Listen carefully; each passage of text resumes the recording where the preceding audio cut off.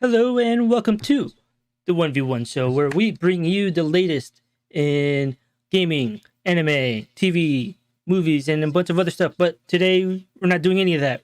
We're just going to talk all about Spider-Man No Way Home. And joining me as always every week here at the 1v1 show is Gio. What's up? Yeah, and we're not doing a... Let's just go here. Since we're not doing a typical Regular spiel show type thing, we're just gonna go talk about Spider-Man No Way Home. No main topic, no subtopics. It's just straight up just Spider-Man spoilers. Yeah, and plus, because also we were not supposed to have an episode till next year, but Spider-Man No Way Home was really good, right, Spidey? He's listening in on our show, but yeah. So, anyways, so how many times have you seen No Way Home, or is it all with me? Yeah, twice. I don't think I could have fit another showing even if I tried. Well, maybe I could have watched it yesterday, but yeah, no. I watched it twice with you. Did you watch it yesterday? No, but I should have, unfortunately. Because I'm looking at your notes and there's stuff in here. Well, I mean, we'll get into it, but I was like, how did you notice that? Because I know these things. But yeah, so this weekend is also my last weekend of the semester, and I had to write an 8-page paper, which I've been telling Gio about like this whole week. And in between and all that, I needed a mental break. So how many pages of notes do I have? In between all that, I wrote over 12 pages of notes. Most of them are just breaking down the movie. But so should we talk about non-spoilers first? Like just brief thoughts? Yeah, let's do it. Come do it. I'm down with it. I mean, we don't have a timer today, right? We're just kind of going off. We can have a timer up 10 minutes. Okay, for sure. Yeah, I think for our spoiler talk, we probably shouldn't. We're probably not gonna have a time. We're just gonna go off. But you want to start? Or you want me to start? You start. Okay, I thought when I first heard about kind of the concept or what they were doing, I mean, it's not a spoiler that they were bringing Alfred Molina, Jamie Foxx, and Green Goblin, Willem Dafoe. I can't remember his real name, but when they said that they're going to bring him in, and this is all over promotional stuff, so it wasn't really a spoiler. I was like, I don't know if they're going to be able to, because they've done trying to put 3 villains in one movie, and it really never pays off or it never really works. Yeah. But I thought overall that it was a great movie. It the emotional scenes hit, the jokes did land for the most part. I thought the story was really well executed, and I think this movie does a good way of, even though it's still Spider-Man in the MCU, I think this is finally the Spider-Man movie you get where they kind of establish him as kind of his own character and not really just Iron Man Jr. So, I really liked it. Yeah, same. The first time I watched it, the second half of the movie, I was just basically crying. I didn't expect to cry that much, but damn, a lot of the moments hit. Particularly after a particular plot point, and then just so many moments consecutive moments, and it's probably like one of the most biggest emotional payoffs I've ever had in movies. I feel like that's probably the best theater experience I've ever had. Like the theater we were in, it was like a rock concert. Even more than like Endgame. Yeah, like it was the reactions in our theater. Oh, I don't know about you because you were like in the mood. But like the reactions Yeah, in our yeah. theater, I thought it was bigger than Thor's entrance in Infinity War. I thought it was bigger than spoilers for Endgame, Captain America and the Hammer Mjolnir, and I thought it Hmm. was what's another bigger one? I think the only one for me that was bigger it was On Your Left. Oh yeah, in the on your left portal entrance, it was bigger than that. Yeah, because like as soon as you see the two Oh, the other two things that whoa, happen. spoilers. I just said two things that happen. Um, every time it happened, people were like, "Oh my god!" Like it was crazy loud in there. Like Like it I've was never pretty good. experienced that ever, like in a theater. Like even with Endgame, and we kind of almost, I guess, yeah, the only thing that could live up to what we had in that theater in the first screening was the on your left portal entrance because yeah, that was it was like that but on steroids, and it was only I don't want to get into spoilers, but yeah, and also yeah, it makes me really really excited for what's to come in the MCU. Same, especially what is to come, Spider-Man wise. Yeah, and makes me wonder how they're going to let things play out because of stuff. Well, spoilers that we won't get into. But yeah, yeah. Never mind. I was gonna like allude to things, but yeah. Overall, I think it's my favorite Spider-Man movie. But is it the best Spider-Man movie? What do you think, Gio? I think it's one of the best Spider-Man movies. I don't think it's better than Spider-Verse, but that movie is like a 10 out of 10 for me, and this is like a 9 out of 10. Tommy Bate in the chat says, I agree with Mikey. Spider Man is a character many people have grown up with Spider Man, from the comics to the 90s cartoon, more so than the rest of the MCU characters. Yeah, this movie was, it felt like a tribute to the fans and to the hero, the idea of Superman. Yeah. Well, it's really like well documented that the Avengers were really not that popular. You know, if we're looking at like what is the premier superhero team, I guess before the MCU for Marvel, it would have been the X-Men. And then Spider-Man was kind of like as big as ever. Spider-Man what is the face of Marvel, right? Yeah, pretty much. Like Yep. the other Avengers, like they're popular now, but beforehand, like Spider-Man would eclipse all of them. In fact, like all the other Avengers were just like bit side characters in like the Spider-Man cartoons. So really, he was the one pulling the most weight. So the fact that they're able to make a Spider-Man movie that, in my opinion, that is as big as the last like Avengers movie just shows how popular the character is. Yeah, so what do you, or how do you rank this Spider Man movie out of all the other ones? Like all the other live action Or Spider-Mans? Are we top, talking just say animated? top five. Yeah, top five Spider Top Man five Spider. movies. I would put this at number. Well, okay. If we're counting Spider Verse, I'd put Spider Verse first. Then I'd put this movie. Then Spider-Man 2.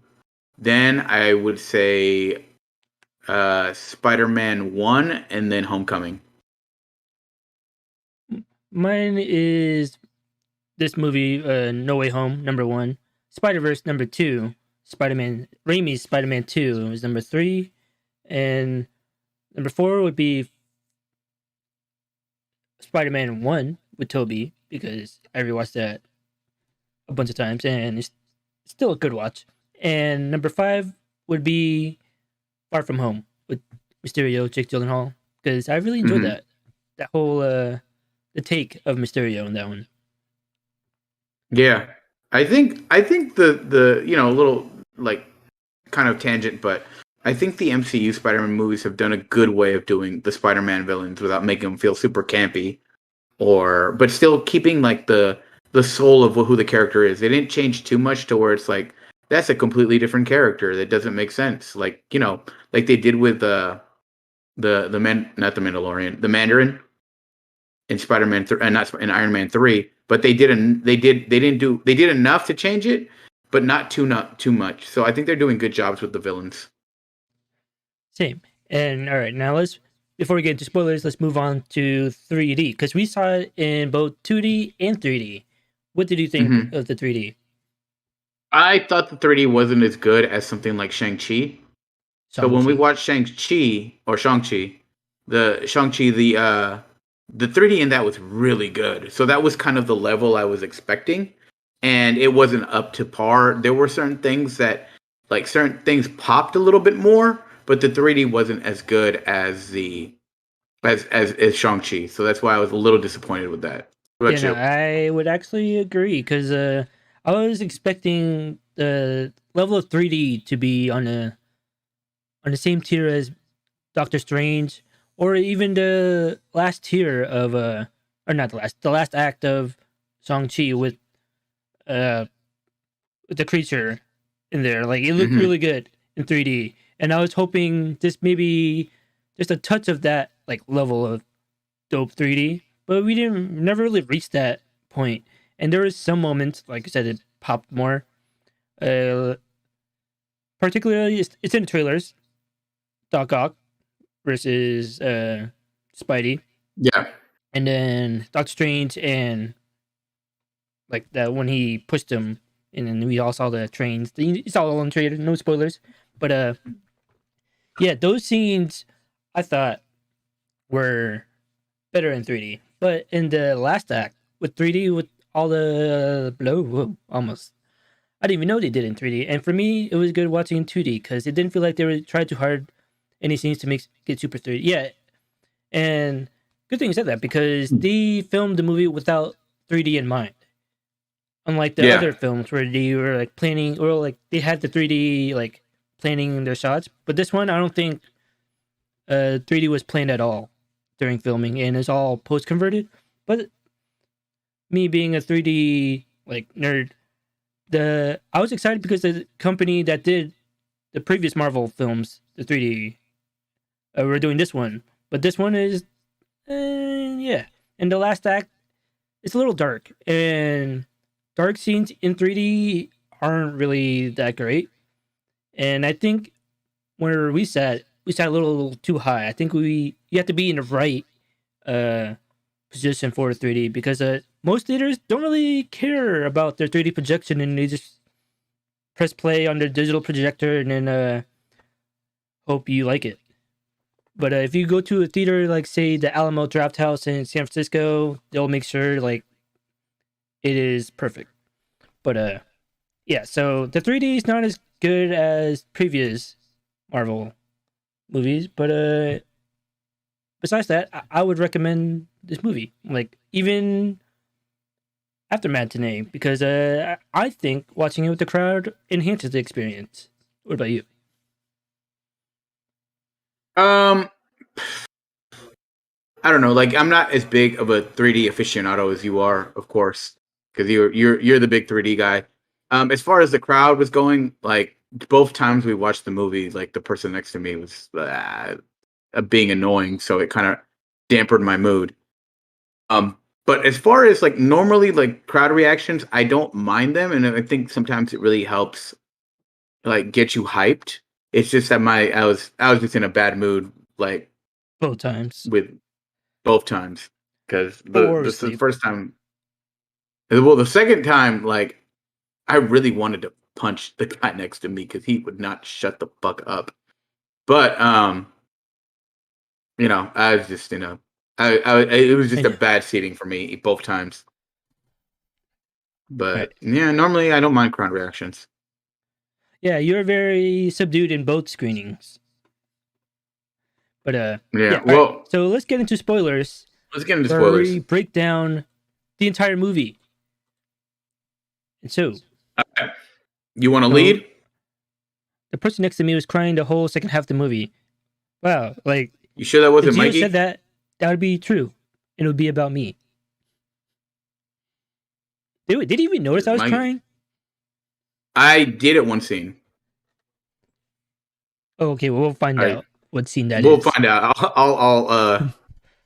We'll talk about it. All right, let's start from the beginning. Lead us off. I give that you? Yeah. All right, so, all right. Spoilers for Spider-Man No Way Home. And so we're pretty much going to go beat by beat throughout the entire movie. And yeah. So it starts off immediately after Far From Home with Peter's identity being revealed. And they're like, what's going on? And they're like, dude. And then he goes to the apartment and Peter finds his Aunt May and Happy broke up. And I forgot they were dating in the second movie. I completely right? forgot Yeah, and about then that. Happy had like he was crying his eyes out, and then Are I thought it was are kind of you weird. Like crying? our or they well yeah, our crowd was laughing at him being heartbroken. I was like, damn, that's kind of I messed up, know, a bunch of assholes. right? And then immediately they get collected and questioned by damage control. And for those who don't know, Gio, who is damage control? Damage control is basically the how do I say this? They're kind of like a not a police force, but like a separate like kind of police unit that takes care of like all the damage being done by superheroes and kind of not only like cleaning up the mess but monitoring like how much damage they do to cities when they, which to me has always been stupid because like they're literally saving lives. Like, why y'all over here pressing Spider-Man? Oh shit! I think they had a TV show. I didn't watch it, but I think there was a Marvel Damage Control TV show for like a season. Oh yeah, I think they were developing that too. And then so Peter Parker's like, dude, get Nick Fury, and they tell him damage control. That is, they tell Peter Parker like, Nick Fury's been off planet for a while, for a year now, and Hmm. that's obviously setting up for the Disney Plus series, The Secret Invasion. That's a series, right? Hey, yes. Who was playing the main damage control guy that was talking to them? 'Cause I thought it was pretty funny. Like he played a good like scumbag cop Yeah, really well.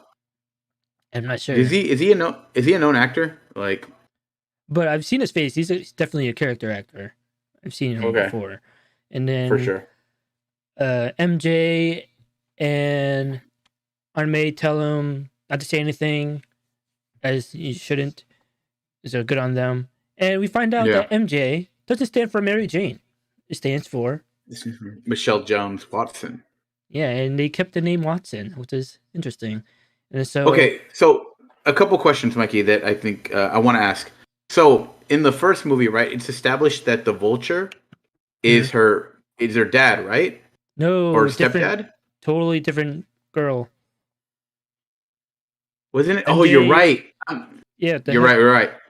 I'm so tripping. You're right. I forgot that that Oh, wasn't wait, Zendaya's. we should start by saying, which Spider Man movies have you not seen, Gio? Amazing Spider-Man 2.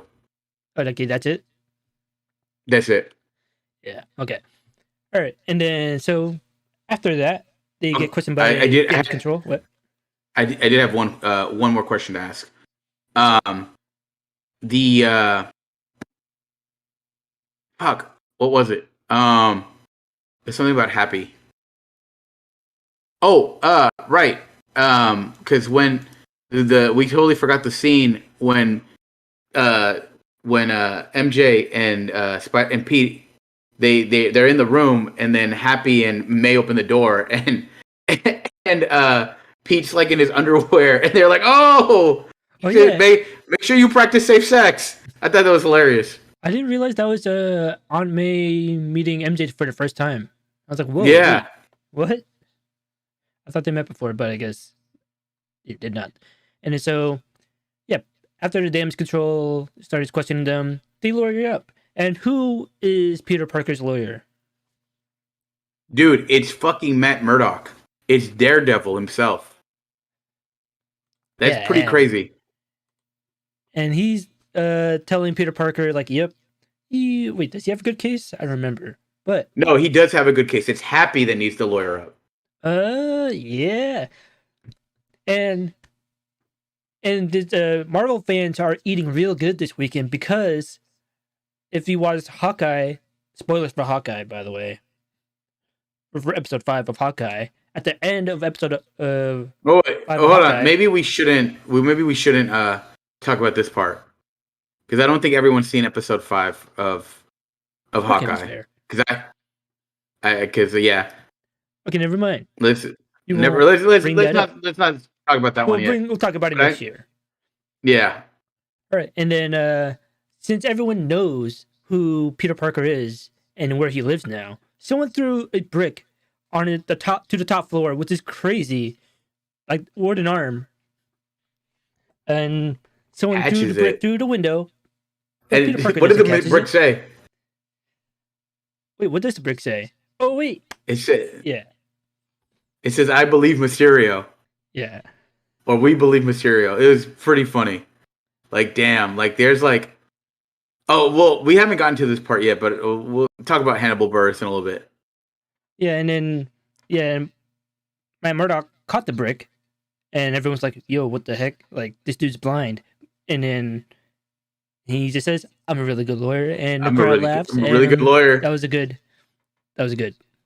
So It was good. So does that mean is the show canon? I don't know if we know. But what do you think? I think at least Daredevil. I think Daredevil is canon. I don't know about the other ones because Feige might just be picking and choosing what he likes from Netflix to keep. Because what if they make Daredevil canon, but they don't make the Defenders canon? I could see that happening. I feel like I don't know, like because when we saw Matt Murdock as Daredevil, the crowd got hyped, and that's because we've all seen the Netflix show, and then so Right. I'm assuming Feige is taking our context of Daredevil and taking in the context of everything that we know of him from the Netflix show because that is the Netflix actor. Well, I think they could take all of Daredevil and make that canon, but that doesn't necessarily mean the Defenders, Iron Fist, what's his name? Yeah, probably not, but Luke Cage and Jessica Jones, I feel like they have a chance. You think so? Maybe. I mean, we'll see what they pick. I mean, I think for sure Daredevil is canon because I think they could insert that whole series. Well, actually, you know what? I haven't seen Daredevil season 3. So I know season 2, they could make all of that canon without it interfering with anything MCU related. What are you highlighting? You're confusing me with your highlighting. Oh, sorry, it's just kind of a twitch. Oh, but they could make all of that canon without it interfering with anything else MCU related. But I don't know about all the other stuff. We will see. And then so after that, everyone starts treating Peter Parker like a rock star, and we see Ned's ex-girlfriend, the news reporter, and that was her only one appearance. Yeah. And talking about Peter Parker, and then I wonder if we'll see her again. But I'm glad they brought her back. And we also saw Flash Thompson, who trying to be friends. Yeah, now he has actually no, it's a little later. And so anyways. So everyone knows who Peter Parker is, and then even Spider-Man, so they throw paint on his suit, and it's bright neon green. He's like, what's going on here? And then he can't take it off. And then there's a fast cut, but there's a shot of a magazine stand, and it has Peter's first girlfriend, Liz, from Homecoming. Yeah. That's the daughter of Vulture. And she's on the cover of People magazine, and with the headline saying, "He's a liar." So she's probably still butthurt about him busting her dad. Pretty much. Now it makes sense why she would say that, because she's probably this guy ruined my life, because my dad's now arrested. And she's probably just like, my dad just wanted to make some money, like, and Spider-Man's got to ruin it. So probably hella like you said, butthurt, like shady about it. Yeah, now her dad's friends with Morbius. Yeah, I mean, we'll see how that plays out because. We'll talk about more about the Sonyverse after. Anyways, all right, and then moving on, and now that everyone knows who Peter Parker and his friends are, and it's time for them to apply to college, but they don't get into any of them, including their number one college, which is MIT. And immediately after, Flash Thompson comes in with the frosted tips, kind of reminiscent of the Flash Thompson from the first Spider-Man movies. And he has a book called Flashpoint, which I was like, wait, that's a DC thing. Maybe he's just... Wait, we skipped the whole part when he went into the school. Flash? With Hannibal Buress? Oh, yeah. We can go ahead. Yeah, because it shows like basically they go into the school and there's huge crowds everywhere, and basically Pete goes in and you see like all the school staff like Martin Starr, Hannibal Buress, BJ Smooth, and they're there like talking to him like, oh, feel free to crawl or walk, and like they have like a whole shrine like basically dedicated to him, and then Hannibal Buress is just like. Hannibal Buress is just like, you know what you did, man. You know what you did. Mysterio was right, and it's funny because I think they're trying to play on the whole like conspiracy theorist like QAnon like thing, but it is hilarious. Like they cracked up at that part. Like, you know what you did. You know what you did. Like, stop. Mysterio was right. But yeah, it was hilarious. But picking up from MIT.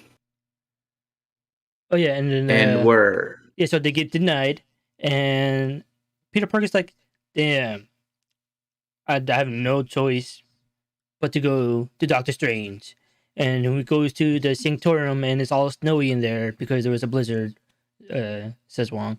And he finds a bunch of mindless people sweeping. Right? Were they mindless, or like what were they? I don't think so. I think they were just like actual helpers? apprentices. They were just like apprentices that probably got to do the bitch work for all the Supreme Sorcerers. For me, like, I got the sense of like maybe they were like projections homunculi or some shit. Tasks. Yeah. And then we find out that Doctor Strange is not the Sorcerer Supreme anymore because of technicality, and that is because he got blipped. And so Wong is now the Sorcerer Supreme. And Peter makes his wish, and Doctor Strange looks at Wong's like, hey, could I do this? But Wong's like, nah, leave me out of this. And so we get into the spell, which is, I think, 25 minutes into the movie. Like, this movie moves super fast. It does. And so during the spell, like we see in the trailer, we see Peter Parker like, all right, yeah, give me the spells. Oh, wait. Don't forget about MJ. Oh, wait. And Ned. Oh, wait. And May. Oh, wait. And Happy. And then messes up the spell, and it goes crazy. It's all in the trailer, and then he fixes it, and then we're like, okay, so that was that. And then Doctor Strange was like, so you didn't even like go to the school board and try to appeal it? And Peter Parker, not used to being famous, is like, yo, wait, I could do that? And I like Doctor Strange's reaction to this. He's like, wait, you didn't think of that before you tried to make me like brainwash the whole like world. And Peter Parker's like, oh, like I like his Doctor Strange just being like, you fucking kid, like what are you doing? I like their dynamic where kind of Doctor Strange is like irritated the whole movie. Yeah, pretty much. But yeah. And then so Peter Parker's like, oh, I should talk to the MIT dean then, and then talks to Flash, which I think is the last we see of Flash in the movie, probably in his universe. And then he finds the dean, and we get, is Gio just Doctor Strange? Yeah. Yes, I am the Sorcerer Supreme. I'm the Nacho Belgrande Supreme. So that makes me Wong, Sorcerer Supreme. Fuck up! Shut up! Fuck you. Anyways, let's keep going. Anyway, so then we get Doc Ock versus Spidey. Actually, Iron Spider, which I thought was a really cool fight. Iron Spider versus Doc Yeah, Ock. I like that because when Doc Ock sees the Iron Spider suit, he looks to his tentacles and he's like, "I guess we got competition now." I thought it was pretty cool. And what did you think about that scene in 3D, or were you awake for that? All right. So what Mikey's referring to is, I did fall asleep the second time we watched Spider-Man Yeah, a couple times like because I was it really. seemed like he was asleep for like half the movie. I was like, dang, $17 I ticket. look. My. It's not like I wanted to fall asleep. All right, my body was just tired, but I fought it. All LMAO, right. fake fan, right? Shut Like up. every time I looked over, he was like slumped. All right. You know what, And like the first few times, I was y'all. like, dude, like wake up! It's the Spider-Man movie. It's like, oh, okay. And then I he slumped again, and I was like, all right, whatever. I'm just gonna watch the movie now. I had to. I don't know if Mikey saw me do this, but like I bought like a water bottle from No, the yeah. theater and I was like, and what are you doing? I put it like in my hands and then I put like water in my eyes to keep me up and it worked for a little bit. Yeah, But like I yeah, saw Gio just pour water in his hands and like, splashing water on his face. I'm like, what's he doing? But it was like, Zombie oh, Base said okay. I it's all guess good. I fell he's asleep for trying the entirety of methods. it. I fell asleep for the entirety of Yeah, Endgame on a second viewing. yeah. Zombie Base got my back. All right. All right. So, So, anyways, so the Spidey uses his nanotech from Stark's Spidey suit and it captures Doc Ock's arms and takes control. And now, now he defeated Doc Ock. And the MIT dean is like, okay, cool, you're a hero. I'll consider you now. And then I Peter like how Parker was like, she walked up to Doc Ock and was like, "You, that was not okay." Like, come here, you, hey, you. And like that, thought that was funny. He's like, "That is not okay. What is wrong with you?" Like she's basically scolding Doc Ock, and he's just there, like, uh, and it was pretty good. then right after that scene, actually no, we get the Doc Ock realizing that, oh wait, you're not Peter Parker. Who are you? And then he gets a hint that he's not in his own universe. And then so we go back down to what's the dungeon called? Wait, no, you forgot what happens. The tease. You see the pumpkin bomb, Oh, I've totally forgot about that. right? You see the pumpkin bomb come in, and you hear the laugh, Yeah, and you're you're right. like, "Oh, he's about to come in." But then he gets zipped to the dungeon, the Undercroft, with Doctor Strange sends him there, and you see Doctor Strange like all messed up, like Yeah. he's like all dirty and stuff. And then oh, we'll get into that later. And then so yeah, Doc Ock's in a little chamber thing, and he also has the lizard who's already in one of those chambers and just chilling. And Ned, actually, no, we don't see Ned because Peter Parker is like, okay, cool, I can get all these people, but I need my team. And then we see MJ and Ned going to the Sanctorum, and Doctor Strange is like, all right, guys, I want you guys to Scooby Doo this shit. And I like how in the trailer, he says Scooby Doo this crap, but in the movie he actually says Scooby Doo this shit. And then after that, they laugh at the alliteration of Otto Octavius' name. What is your name? Otto Octavius. No, what's your real That's name? pretty And good. then I thought that was funny. I mean, it's still untrue. Yeah. And then so now they're in the Sanctum Sanctorum. That's what it's called. Ned picks up a crossbow, and if you look closely at that crossbow, you will see that it is loaded with a stake instead of an arrow, setting up for vampires. Blade. Michael Morbius, maybe. Because I was like, the first time I was like, wait, what was that crossbow? And then the second time I was like, ooh, okay. And also I looked it up online. Oh yeah, it could also be Blade. Yeah, you're right. I forgot that Blade was also teased in another movie. And so now the team has got together and they're gonna go find the other heroes or the villains. I mean, I don't know. I said heroes. And then, but Spider-Man is like, man, I can't fix my suit. There's still paint on it. And so what does he do? He puts it inside out. And Mm-hmm. inside out is black and gold. And I saw that just like his world, his life has turned inside out, revealing the tech underneath the suit. Maybe I'm just reading too much into it. And then, so they find Electro,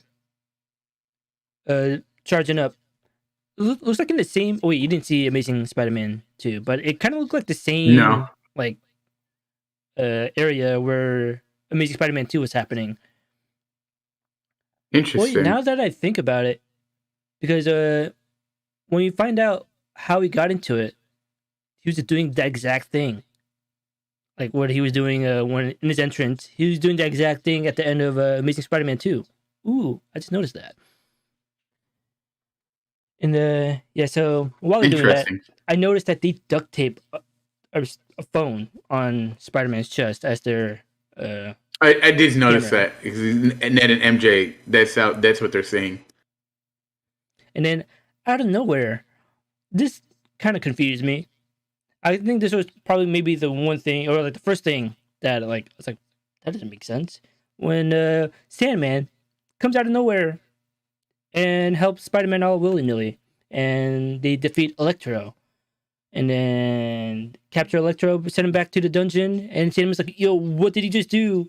And then like, nope, send Sandman into the chamber as well, and yeah, now they're both in. Hello, because he loses all Wi-Fi access to Tony Stark equipment when he tries to find an MIT lady. He can't use the Stark tech. Oh yeah, that's right. That was I do remember that being a part where it's like Stark Tech not available or something like that. And I wonder if that's because the Stark Industries was being like investigated, so they like cut off everything to Peter Parker. Ooh. I have questions No, I for that don't know. after. And then the next scene, Aunt May calls Peter Parker to come to Feast, which is an organization that he's known to be like in the comics and in the video game. Like a nonprofit, like helps the homeless, the downtrodden, Mm. like has And a Norman shelter and Osborn, stuff. yeah, Norman Osborn shows up looking like a homeless dude because he says the world that he knew is not there anymore, and Oscorp doesn't exist. His son doesn't exist, and yeah, and he's scared. So he went to Feast because he heard, he saw that Spider-Man advertises for them. Is that right? Yeah, And then and then so Peter Parker sees him, he's panicked, but then he finds out, oh, okay, Norman Osborn is just a what do you call it? What's the right word? he's I don't know. He basically says that Osborn himself is not like a villain, but he has it's technically like he needs help instead of how do I say this? Like he's got like some type of like disability, a mental disability that pretty much he's not himself a villain or a bad guy, but there's like something wrong with him that he needs help, and he doesn't necessarily need to be punished. Yeah, and on my second screening, I was like, ooh, that scene is what got Peter Parker to trust Norman Osborn. Like, okay, like he's a good person. I trust him. And then so he brings him without capturing him. They drive to Doctor Strange's place. Oh yeah, wait, before rewind just a little bit. I thought it was funny when the Norman Osborn was stealing the donuts. Well, Yeah, I didn't Aunt notice it the May, first time. I was like, what dang? He just straight up, yeah. And then so then we One see quick thing before we move on, what? Mikey. Yes. I think it was a big revelation the fact that they established that Oscorp does not exist in the Yeah, MCU. I but was that just was like, always oh, speculated, right? yeah, because people believe that maybe it does, but now that we know that Oscorp doesn't exist, does this mean we're going to get a version of Norman Osborn in the movie? Like, are we going to? I mean, not in the movie, in the MCU. We'll see. That makes me feel like We'll see. we won't see Osborn, but then he's too big of a Yeah. villain not to use. So I don't know. But yeah, next scene we see Jonah Jameson. I didn't notice this in the first screening, but like yeah, we see him in a makeshift studio, hmm and then throughout the movie we see him progress into an actual studio with the full staff and everything. But yeah, I That's forgot probably when why he those gets so moments happen. obsessed with Spider-Man, because Spider-Man like fuels his like audience and makes him more and more gets him more and more money and sponsors. Because Yeah, like and it's very essentially, doesn't he reminiscent, have a very reminiscent does, of grifters these days. doesn't he have a like a sponsorship break in the middle of one of his sections where I he's think so. like, Yeah. yeah, he has like, here's a word from our sponsors. Like I was expecting him to say like Raid Shadow Legends or some shit. All right, and But then yeah, the next scene in the dungeon, Norman meets Doc Ock, and they're both like, "What the heck? Why are you here?" And then the villains reveal what they last remember. And so let's go down the list. Electro. Well, first says Electro says, "Yeah, lizard. That's a dude, but he's crazy for trying to turn everyone into a lizard." And then yeah, they talked about that plot point. And then Green Goblin, the last or in Feast, he's saying he doesn't remember anything while he's Goblin. So the last thing Norman Osborn would remember is the night the night of the dinner when he found out Toby Maguire was Peter Parker with the cut on his arm. Because I looked back on it and I was like, when was the last hallucination scene in Spider-Man 1? And it was that fireplace hmm scene where after he found out Spider-Man was Peter Parker. And then Doc Ock, his last memory, he was about to kill Spider-Man, but the fusion reactor exploded and he showed up in or the MCU universe. And then Electro, he was beating up Spider-Man, but Spider-Man overloaded him with so much data, and all of a sudden he's now in the MCU. And yeah, because I didn't realize, yeah, when we saw Electro, he was literally doing the exact same thing he was doing in Amazing Spider-Man 2. And then, hold on, where am I? And yeah, I don't well, know. I haven't seen that one, so Lizard asks Electro, Max, do I die?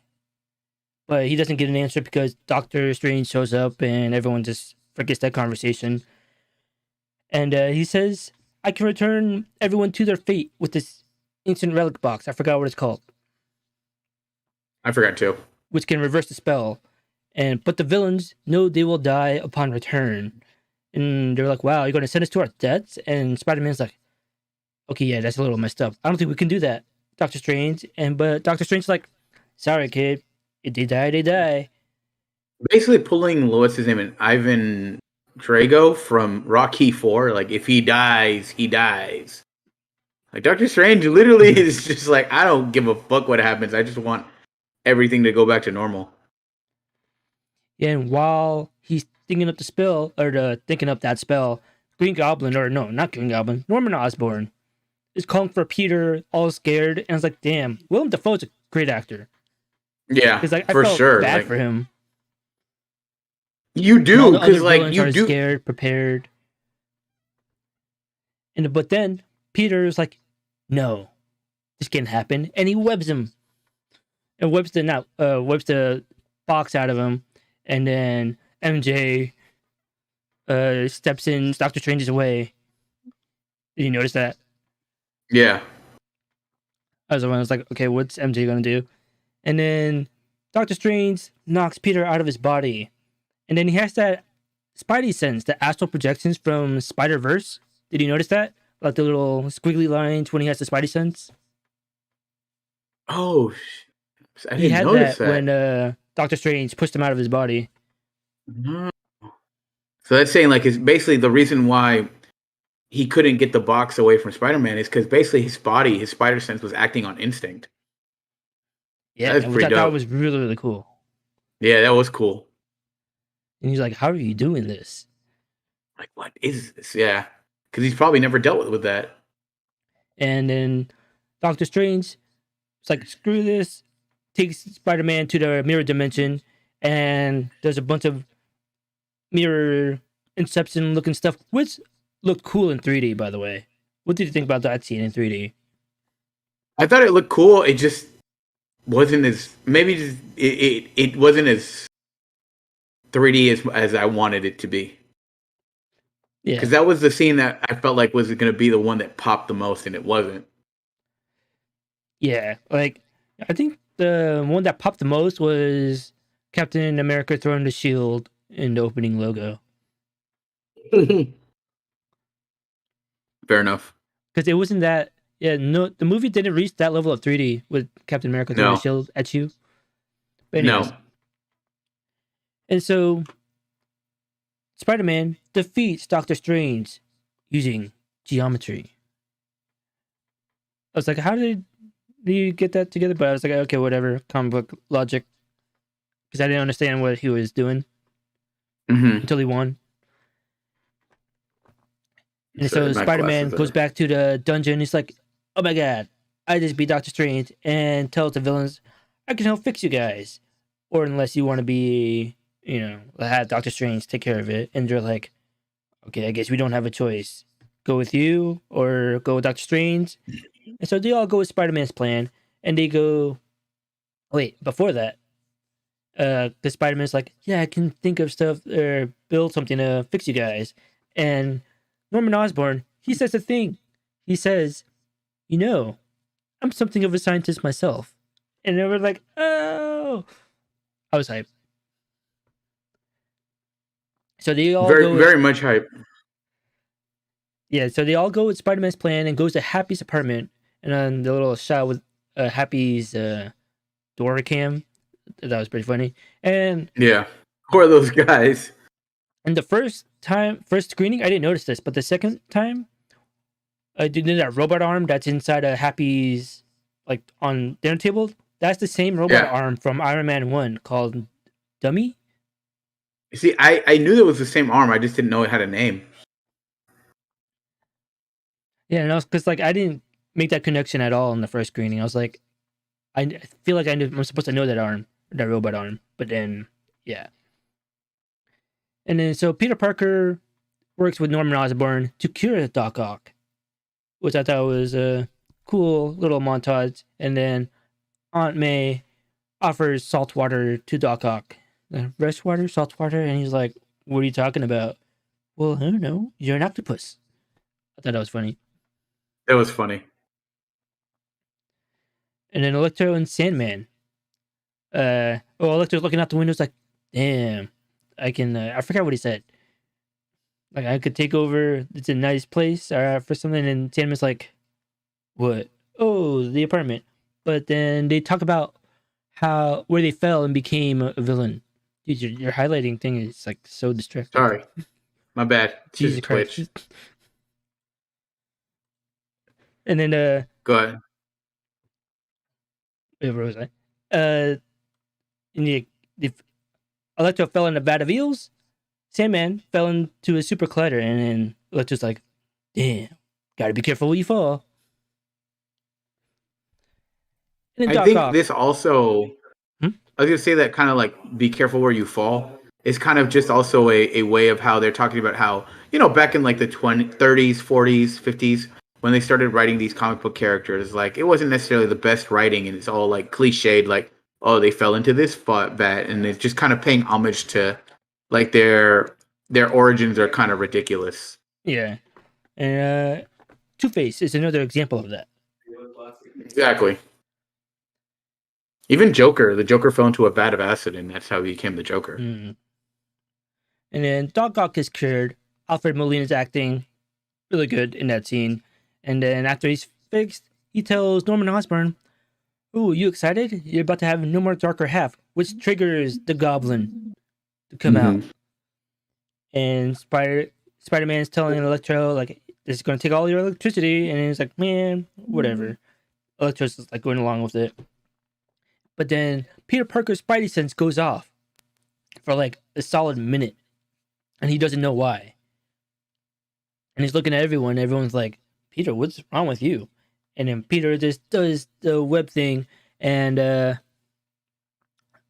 he webs Norman Osborn. But it's not Norman Osborn because Norman's on sabbatical, honey. And Electro's like, what the hell's going on? I laughed at that. And then Norman Osborn's like, they're not curses, they're gifts. Screw your Aunt May's moral mission. And then everyone, I guess, agrees. Especially Electro, who just rips off the little energy zapper thing and takes the Stark arc reactor and blasts away Doc Ock out of the room. And that's the last we see of Doc Ock until later. And then, then right after that, we got the Green Goblin versus Spider-Man fighting, and it was a very brutal fight. It was very, very physical. I'm like, dang. It really was. And I think they did a good job of like setting the stakes, making the fights look not like cheesy. Like this is Goblin versus Spider-Man. It's gotta be essentially like brutal, and you see kind of the beginning of Peter kind of becoming angrier and angrier as the movie goes on. And just like, like at first in the first fight, you see him like he's more on the defensive. And we'll talk about the second fight later, but essentially the stakes are high, and after what happens in this fight, you can see him like kind of just have a super big chip on his shoulder. Mm-hmm. And then, Green Goblin does this slamming Peter Parker or Spider-Man through a bunch of floors, and then throws him out the building. And then Lizard gets out of the truck that he was in because he didn't go up to the apartment with them. And then he grabs Spider-Man. I told you there'd be consequences, and throws him right back to Green Goblin. I was like, wait, why did he do that? You don't even know either. And then so Peter Parker or Spider-Man is back to the Green Goblin, and the Green Goblin does a multi-floor double leg takedown, like across like 3 floors all the way to the bottom floor, right in front of Aunt May.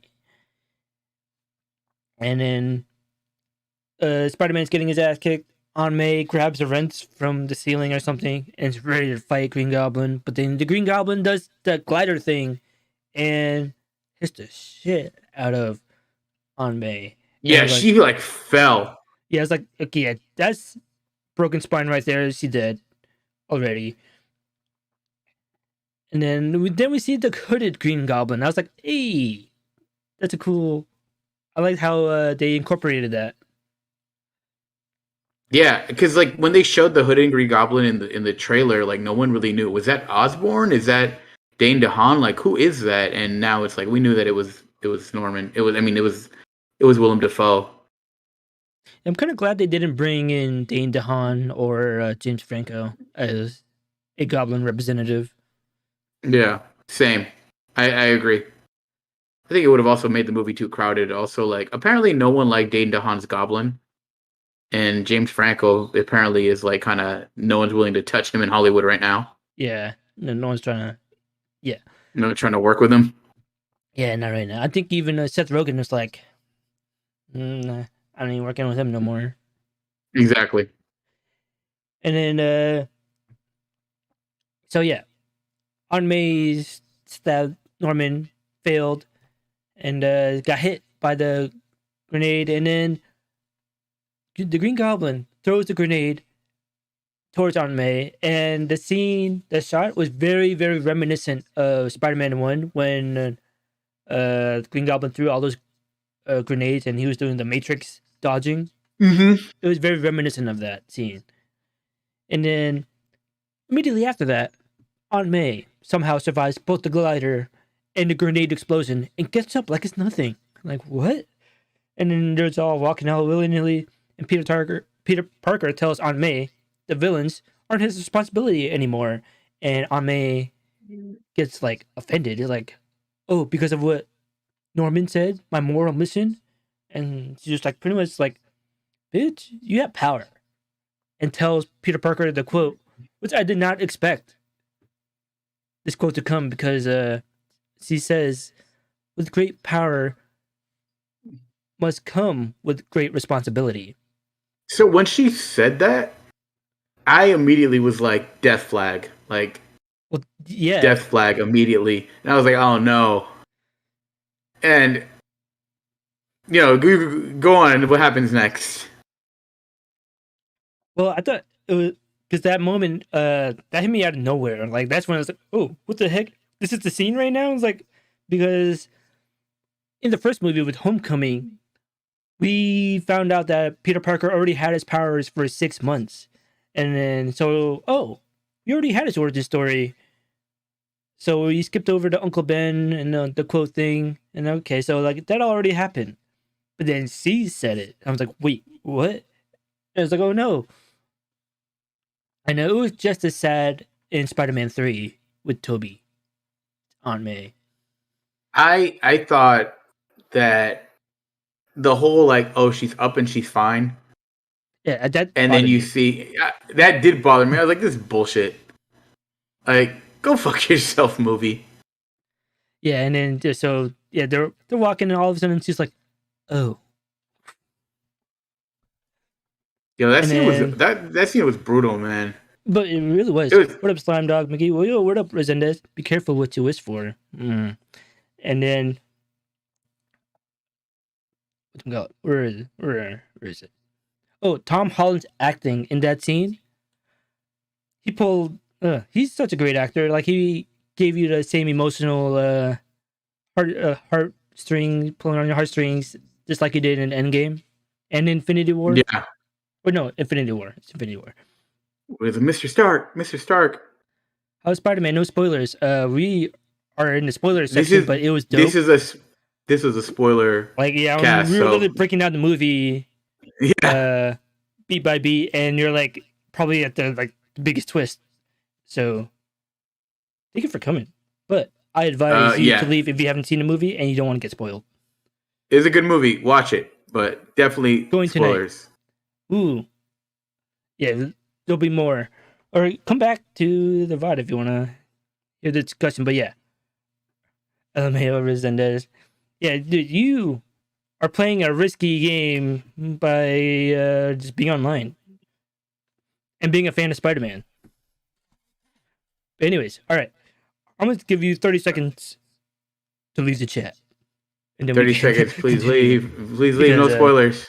I don't want to spoil these scenes right now, because right now we're like in the halfway mark where this pretty much when the tears just start flowing from me. I'm like, this is crying. Where kind of the big plot points start coming in. So, for Sendez, we're going to give you a courtesy spoiler warning to leave. We don't want to spoil this for you.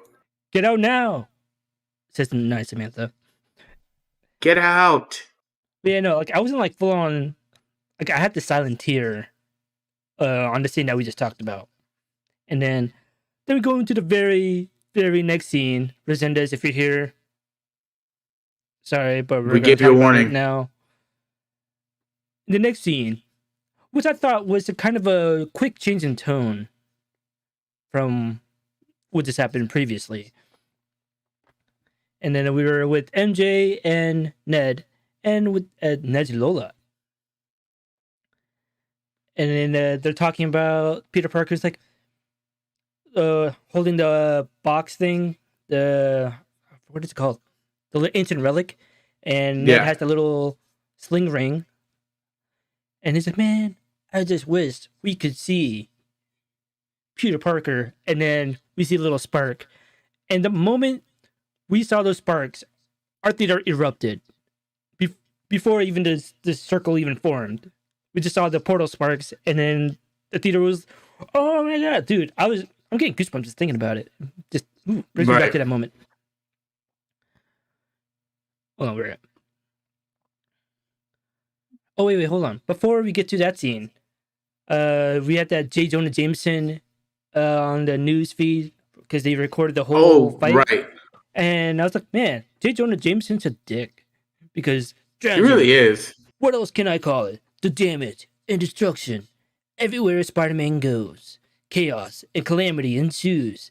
Everything he touches goes to ruin, and we, the innocents, are left to pick up the pieces. What? When we see basically, like, because when May and all the other villains in Spider-Man leave in that truck, you get the scene of like that guy calling Jonathan, like Jonah Jameson, calling him saying like, "Hey, like I know where they're going," and like he's sending a crew out to follow him. I thought it was like J. Jonah Jameson and the police and the crew. They were going to trigger the villains, but they really were just kind of there for like the aftermath of the fight with Goblin and Spidey. So, yeah, I thought it was going to be more of a like he was going to play more of a trigger role, but he essentially is just kind of an asshole. That's why even in the comic books, like seems like everyone wants to kill Jameson for some reason, and I think most of them have the right to because he is a dick. Anyways, but yeah, where were we at? The portal, Ned right? wishes he could see Peter Parker, and then we see a little spark of the portal, and the crowd went crazy, and then the circle formed, and then we saw the silhouette of Spider-Man, and the crowd went crazy, and then he turned around. Someone yelled, "Oh my God, it's Andrew Garfield!" Because you could see the big eyes on his suit. Did you see before he turns around? Did you hear the guy that was like, "Toby"? Yeah, dude. Yeah. People were going nuts in there. Dude, that kid in the front row when Spider-Man came through the portal and started talking, and we all saw the suit. Everyone was so hyped. They were cheering, and then within 2 seconds later, he takes off the mask, and then the cheers just went like double. It was crazy. It was like a rock concert. Like it was so loud. It was dope. And then Andrew Garfield. We see Andrew Garfield as Spider-Man, and all the rumors are true. And then yeah, and it was very exciting to see Andrew Garfield back as Spider-Man. Well, how did you feel when you saw him? Because I didn't watch the second movie, and the first movie I thought was just okay. So I was just like, yo, that's dope. But at the same time, for me, it is necessarily like I felt like it was gonna happen because of all the rumors. So I was like not completely surprised, but I was very much like, yo, like if they got one, then where's the other? And I was like, I knew the other one is gonna come. But before we get there, while we still have Andrew Garfield, Zendaya's like, or MJ's like, prove yourself as Spider-Man. And I was like, I thought that was a little meta.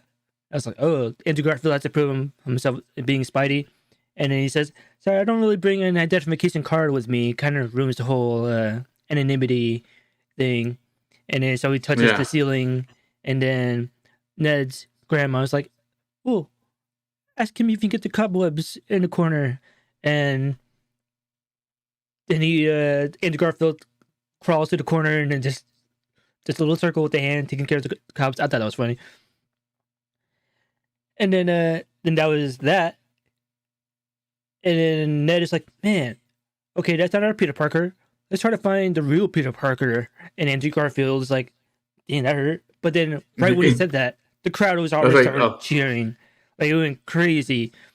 And then he's like, I want to see Peter Parker. And then we see the little circle form. The crowd gets super hyped. Everyone gets hyped. Like we see the silhouette of a man. We don't even know who he is yet, but the crowd knew. The crowd knew. And we were getting hyped. And then he steps in. And it's Toby. And you thought the Andrew Garfield entrance was loud? Bruh.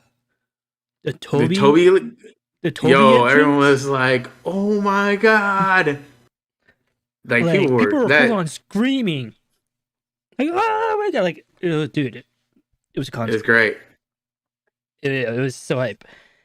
And then we get the immediately a face off between Andrew Garfield and Toby Parker. They have a flip off. Well, that sounded weird. And then, but Toby wins by webbing his cartridge. And Andrew Garfield's like, oh shit. So like, I feel like that little scene showed if they were to fight, Toby would win. So I think Toby is like the strongest Spidey out of the three. Yeah, I think so too. Well, and also kind of we get that one scene later, but we'll talk about that later. The key difference between. after they had that little web off, Spider-Man off thing, Ned's like, dude, why don't you just tell us you're Spider-Man or Peter Parker? And then Toby was like, well, I don't really carry an identification card. It kind of defeats the whole anonymous superhero thing. And Andrew Garfield's like, oh my god, I just said that. And that was pretty funny. And then I thought it was interesting on the second screening because I was trying to pay attention to what Toby was saying. He's like, yeah, now that I'm in this world, I've been trying to find your friend. And I was like, wait, what? I was like, so like Toby's been on a mission already. Yeah, he's been trying to find basically the other Peter Parker because he probably came in when the villains came in. And then they're like, okay, where would MCU Peter Parker would be? And Toby was like, where would he have a secret rooftop spot to get away from everything? Because mine was the top of the Chrysler building, and Andrew Garfield says, mine's Empire State, better view. And I thought, oh, okay, they're going to have a little one-man up ship going on here. But it didn't happen because you know why? Toby says, that is a sweet view. It's like, oh, so wholesome. Yeah. I think they're trying to establish that Peter Parker in any universe is essentially just good. Like that's a constant. Like he doesn't have like he's quippy, but he's just essentially a good guy and tries to show him without him being like super like he's quippy, but he's not like super cold or snarky or cynical. He's sarcastic, but he's not, overbearing and an asshole. And I think that it shows like just the wholesomeness between like the three of them. Like their whole dynamic was just wholesome and throughout the whole movie. It really was. And adding on to that, like how the main sentiment, like what do people think Andrew Garfield as Spider-Man represent? The best Spider-Man or best Peter Parker? I say best Peter Parker. Really, Andrew Garfield? Yeah, that's what I get. He's way too cool to be Peter Parker. He was dating the valedictorian of the school, and he swung in like he was too cool. But really, I thought, well, maybe. Well, you haven't seen the second one. Maybe you're right. Yeah, I have to rewatch the first one too, probably. Because that movie is just all right, so the point I was trying to get at. Go on. A lot of Spider-Man fans think Andrew Garfield represents the best Spider-Man, while Tobey Maguire represents the best Peter Parker. And I think the filmmakers are acknowledging that by having their entrance be in their outfit. So Andrew Garfield came in as Spider-Man. Tobey Maguire came in as Peter Parker. And I was like, ooh. I didn't like, yeah. I thought about that on my second time. I was like, ooh, okay. And so they find Peter Parker on the roof. MCU Peter is grieving over his Aunt May. And MJ and Ned come in, have that group hug, the Stranger Things group hug. And then we look up. MJ's like, we brought some friends or something like that. And then we see the silhouette. Yo, that was hype. Dude, when they're jumping down, like, oh, yeah. That was hype. That was a moment. Even though we see Peter one grieving over his dead aunt, we were screaming. Like, it was another, like a loud-ass cheer when we saw those silhouettes and they were jumping down. And then MCU Peter is like, who are you guys? And then Andrew Garfield's like, you know what, dude? I know what this happened to you, and I know what you're going through, but MCU Peter's like, no, dude, you don't even know what I'm going through. Don't even, like, talk to me. And then, but they do. Exactly. These are literally the two people that know what you're going through. Essentially, they're you. And Andrew Garfield's acting in this scene, like, he only said, like, 2 sentences about, like, what happened to him. He was like, I lost. He didn't even mention Uncle Ben. He was just talking about, I lost Gwen, my MJ.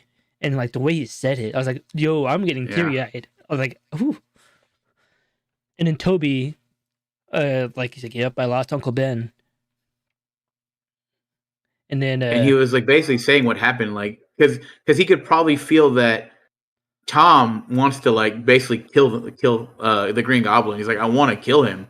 I want to rip him to shreds. And Toby's like I felt the same way you did, and in the end, it did nothing. Like it Yeah, didn't help anyone. and Andrew Garfield says, "Yeah, like I felt the same way." And after a while, because he didn't really get he had a shitty ending in Amazing Spider-Man 2, and it was pretty dark. And so in a way, like I felt like this movie was his third movie, and I'll get into that a little later. But Mm-hmm. Andrew Garfield says like after a while he stopped pulling his punches. And I want to take this moment to recommend, if you guys like Andrew Garfield's acting, I highly, highly, highly, highly recommend a 2010 movie called Never Let Me Go. It's about a dystopian setting. It has Andrew Garfield, Keira Knightley, and Carey Mulligan, all great actors. And it was my favorite movie of 2010. And I've been a fan of Andrew Garfield since that movie. And big fan. And then they mention the great power comes with great responsibility quote, and MCU Peter Parker is shook. He's like, "What the heck?" He's like, how do you know that? Yeah. Yeah, and then they're like, "Yeah, I was told that the day he died," and then Toby is like, "Maybe he didn't die for nothing," because Hey, they all connected the dots. Like, okay, we all had the same exact moment. And this quote was heard on the day the person died. All right, Mikey, I'm gonna Mikey, before you go on, I'm gonna run to the bathroom real quick. Okay, we'll have a bathroom break in like 2 minutes? Give me like 2 minutes, yeah. All right, we'll be back.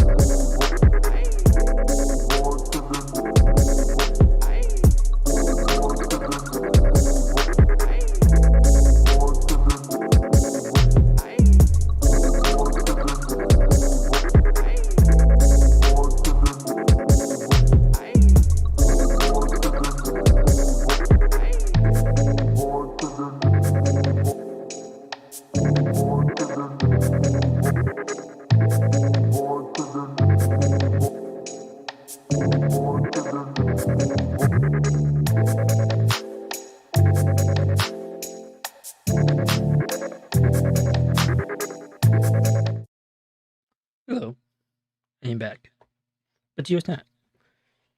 So yeah, wait, how long have we been going? So, like really going beat by beat of the movie.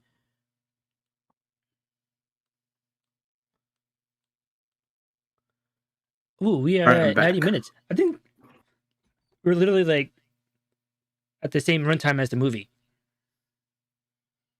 Yeah, pretty much. Mikey, who is your favorite Spidey so far? Ooh, like,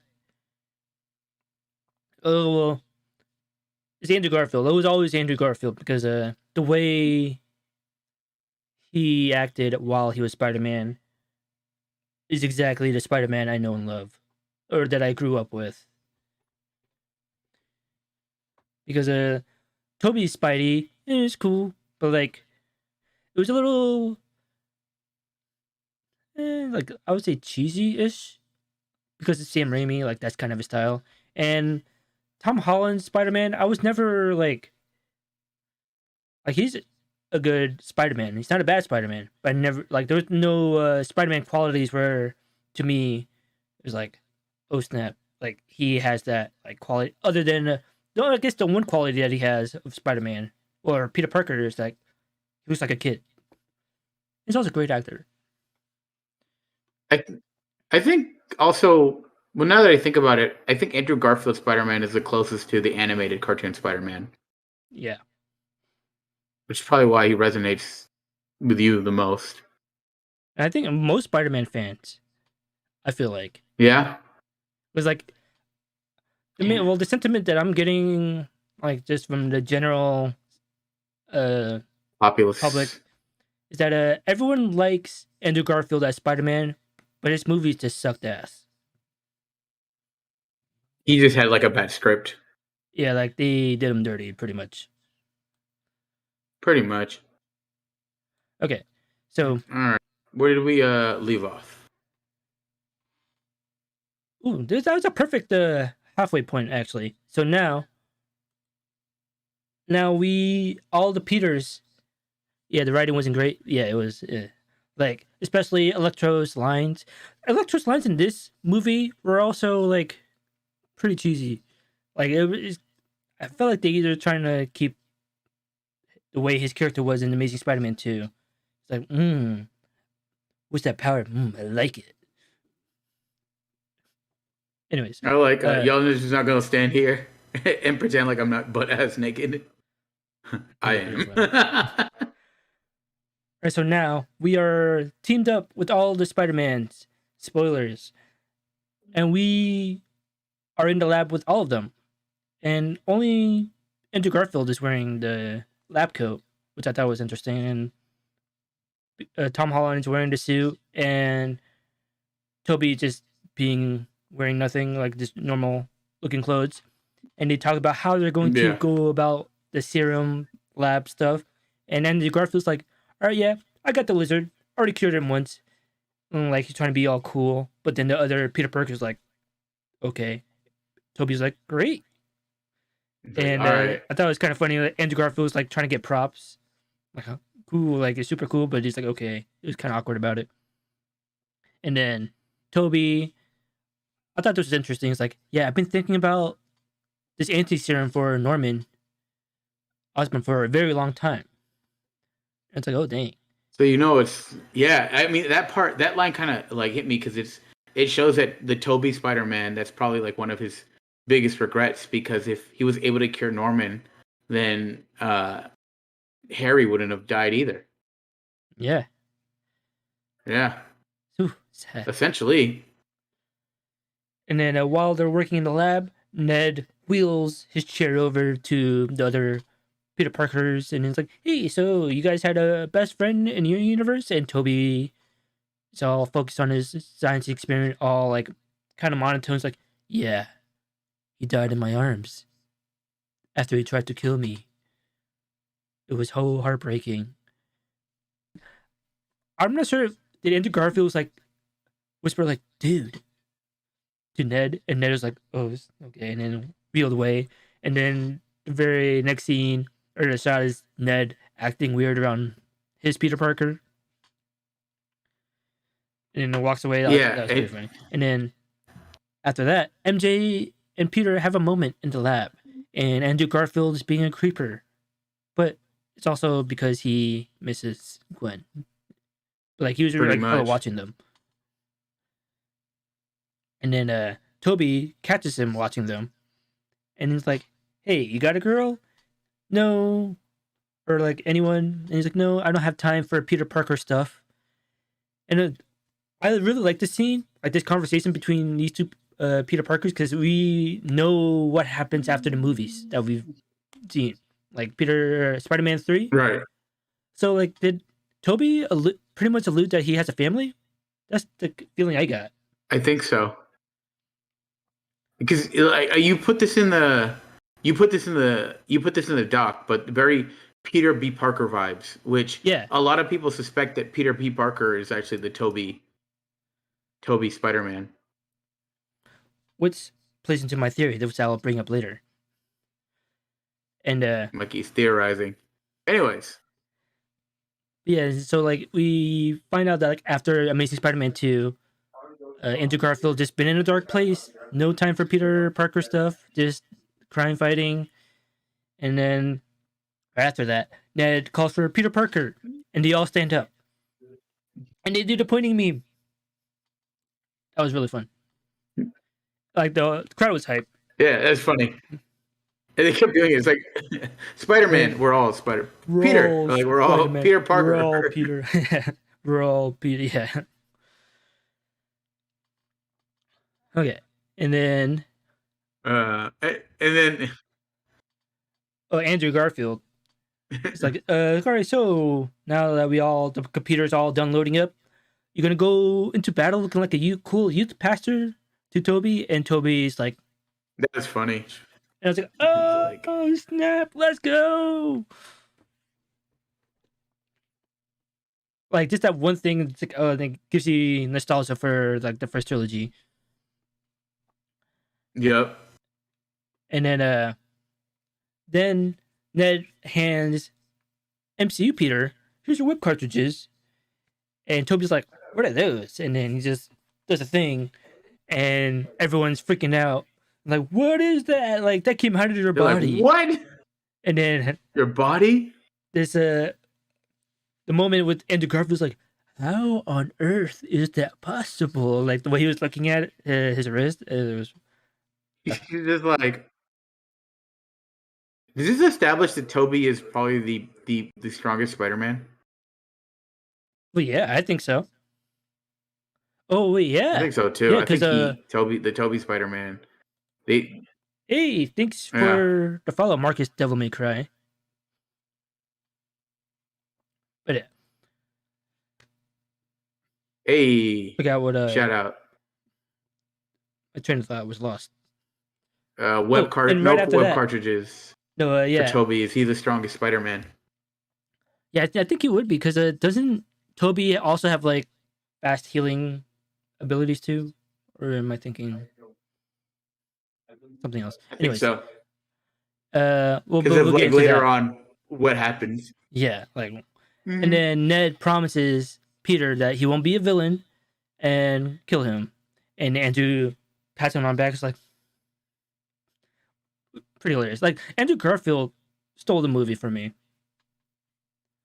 Wait, how do you feel about Andrew Garfield's performance in this? Because you haven't seen Amazing Spider-Man 2. I thought it was pretty good. Because I don't have as much of a frame of reference when it comes to Andrew Garfield as Spider-Man, but I thought he did really well. I mean, I already know Andrew Garfield's a good actor, right? Mm-hmm. But here's the thing, like, I think Andrew Garfield is leaps and bounds a way better actor than Toby and Tom. I think Tom Holland's a good actor. I think Toby, I don't think he's a great actor, but for sure, brothers. Like, he enough, and also like people love him because of nostalgia. I haven't seen Brothers. It has Jake Gyllenhaal and Toby playing brothers, and their wife. No, not there. One of the wives is Natalie Portman, I think. I'm pretty sure it's Natalie Portman. But yeah, Marcus Devil May Cry says, just watch Spider-Man No Way Home, and I think they confirmed a few theories of mine. Ooh. Let us know. We're breaking down the movie right now, and right now we are currently in the lab with the Peters, breaking down the movie beat by beat. And yeah, he's like resistant to powerful attacks. Okay, and then so now we're on top of the Statue of Liberty. We're now in the beginning of the third and final act, and Peter Parker is talking to the Daily Beagle, aka talking to the entire world, saying he is going to fight the villains and that he could use some luck. And then some luck right now. And when I was thinking of that, it's like, oh, if he's broadcasting to the entire world, I mean, do other superheroes like not care right now? To me, no, he's setting up some Andrew Spider-Man. Ooh, yep, we'll definitely be talking about that. And so the Spider-Man's all prep on the Statue of Liberty, which, by the way, if you're watching Hawkeye, they mentioned that they were working on the Statue of Liberty and making modifications. So I looked into this. So Hawkeye takes place immediately after No Way Home. And so then they talk about Andrew Garfield talks about Electro.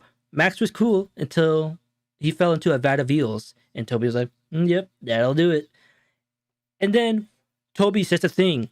He starts doing stuff on a pole, and he says, "My back." And everyone starts cheering. And then Andrew Garfield cracks it successfully. And he's like, man, I always wanted brothers. And he starts asking Toby about his webs. And Toby's like, dude, are you mocking me? And then the Spider-Man's, no, we want to know because, like, we have cartridges and you don't. We just want to know what that's like. And Toby says, I don't know, it's like breathing. And Andrew Garfield's like mind blown, like, whoa. But what about Weblock? And Toby's like, oh my God. I totally forgot about it until you said that. But yeah, I did have Weblock when I had an existential crisis, and Andrew Garfield's like, oh yeah. And then Tom Holland's like, so did you guys fight any villains? Toby's like, oh yeah, I fought an alien with black goo once. He's like, oh yeah, me too, in space and on Earth. And Andrew Garfield's like, I want to fight an alien. Man, I'm so lame. I just fought a Russian and a rhinoceros machine. And Toby is like, whoa. Rewind back to saying you're lame. You're not lame. And this goes right into Marx's Devil May Cry's theory. He says, Toby says to Andrew, you're amazing. You're amazing. You're amazing. You are amazing. Said it 3 times. And Andrew Garfield was like, thank you. I needed that. That's definitely like some meta commentary about just the Andrew Garfield Spider-Man movies. Because I think Sony is kind of like realizing like, yo, like we did Andrew Garfield dirty, and hopefully, I don't know. Do you think they? Well, actually, we'll get into that. I don't think it's Sony. This is Sony's doing. I think this is Marvel and Kevin Feige doing. Do you think it's MCU? Yeah, like they're fixing. Sony... Well, I'll get into this. Well, I'll mention it now because there was an interview with Amy Pascal, the producer of Sony, and Kevin Feige for Fandango. Yeah, and she said like she went to Kevin Feige. He's like, okay, can you help me with the Spider-Man franchise? And Kevin Feige's like, yeah, I can help you. You could do it this way. And they're like, you know what? Honestly, we could do it for you. And it's like, oh, okay. So that explains why the Spider-Man movies aren't they're very safe. Like unlike with Sony movies where they just went random directions within and did not execute at all. Mm-hmm. But all right, so they talk about the web things and the villains, and Andrew getting the pep talk. He's amazing. And then the next scene, Electro shows up. A bunch of sandstorm comes in without the music. Stupid. Shut up. And then they all mask up and they start going around Statue of Liberty, and the other villains show up, and the Spider-Mans are all uncoordinated because 2 of them have never worked in teams before. And Tom Holland's like, all right, guys, well, I don't want to brag, but I'm in the Avengers. And Toby's like, that's great. What is that? And then Toby's trying to explain, and Andrew Garfield's like, is that a band? Oh my God, are you in a band? Which, by the way, that line is a callback to the Hulk, referring to the Avengers as a band when Tony Stark was filling in Mark Ruffalo. Right. And then Toby was like, how is this helping? And just completely ignoring the whole Avengers thing because they were in heat of battle. And then they established Tom Holland is Peter 1. Tobey Maguire is now Peter 2. And supporting the theory again, Andrew Garfield is Peter 3. Maybe alluding to a 3rd movie? Maybe. And Andrew, before they split up, Andrew goes, I love you guys. And it was very wholesome. They both, Peter 1 and Peter 2, like just looked at him and like, thank you. It was very nice. And then we had probably the coolest, like 20-second scene ever when all 3 Spider-Mans were swinging, using each other to propel forward, and like, it was dope. That was sick. And when the 3 of them land in like the different poses. Oh, that was the money shot, dude. The crowd got so hyped. That was like, wow. That was That was sick. Yeah, dude. I'm getting goosebumps just thinking about it. And then I took that as a joke because Andrew's like, Spider-Man 3, I guess. There's a lot of meta going on, meta commentary with I know. Andrew Garfield. All right, so they start working as a team. They take care of Sandman first. And then, which I thought was interesting because it was Toby that took care of Sandman. Mm-hmm. But like Toby, because Sandman was the dude that killed his uncle. But Toby was like, just was taking care of business, like was very professional about it. And Yeah. Toby defeats Sandman yet again. And then the Lizard goes after Ned and MJ through the portal. And they run away from him by bringing the portal relic thing towards even more villains. And I was like, why did they run him out there? And then Doc Ock comes out of nowhere. He's evil, right? Because he's with the bad guys. Because last we saw Doc Ock, Electro hit him out of the apartment. And we never saw him again. But Doc Ock is back. And he's working with the villains. And he grabs Spider-Man, or Peter 1 and Peter 3. What's Peter 2 doing? I think he was... Peter anyways. 2 probably dealing with one of the other villains. And then so... Yeah, Doc Ock fakes out. Wait a minute, he's not evil. He's still a good guy from we last saw him, so that kind of confused me. It's like, wait, why did he work with them? Because he literally fought or tried to prevent Electro from getting the arc reactor in their department. Yeah. But you know, whatever. And then so they cure Electro. And then Doctor Strange comes back.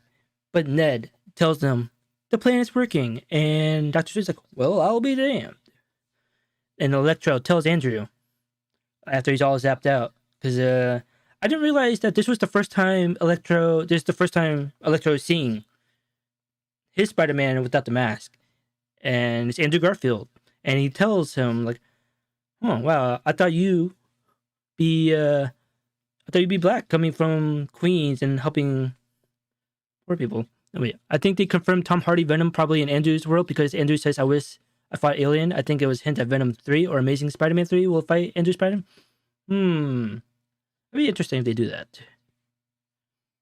What do you think, Gio? I mean, now that the multiverse is something that is so big, honestly, they could do anything, really. Yeah, they could do anything because we're getting Morbius, which we'll get into that. We'll just get into that. Yeah, we'll get into that later. Anyways. All right, so like, yeah, we're in the third act, the big final battle with all the Spider-Mans, and yeah, Electro thought like, man, we could use a black Spider-Man, and the crowd, same like level of cheer, like, dude, our crowd was super hype.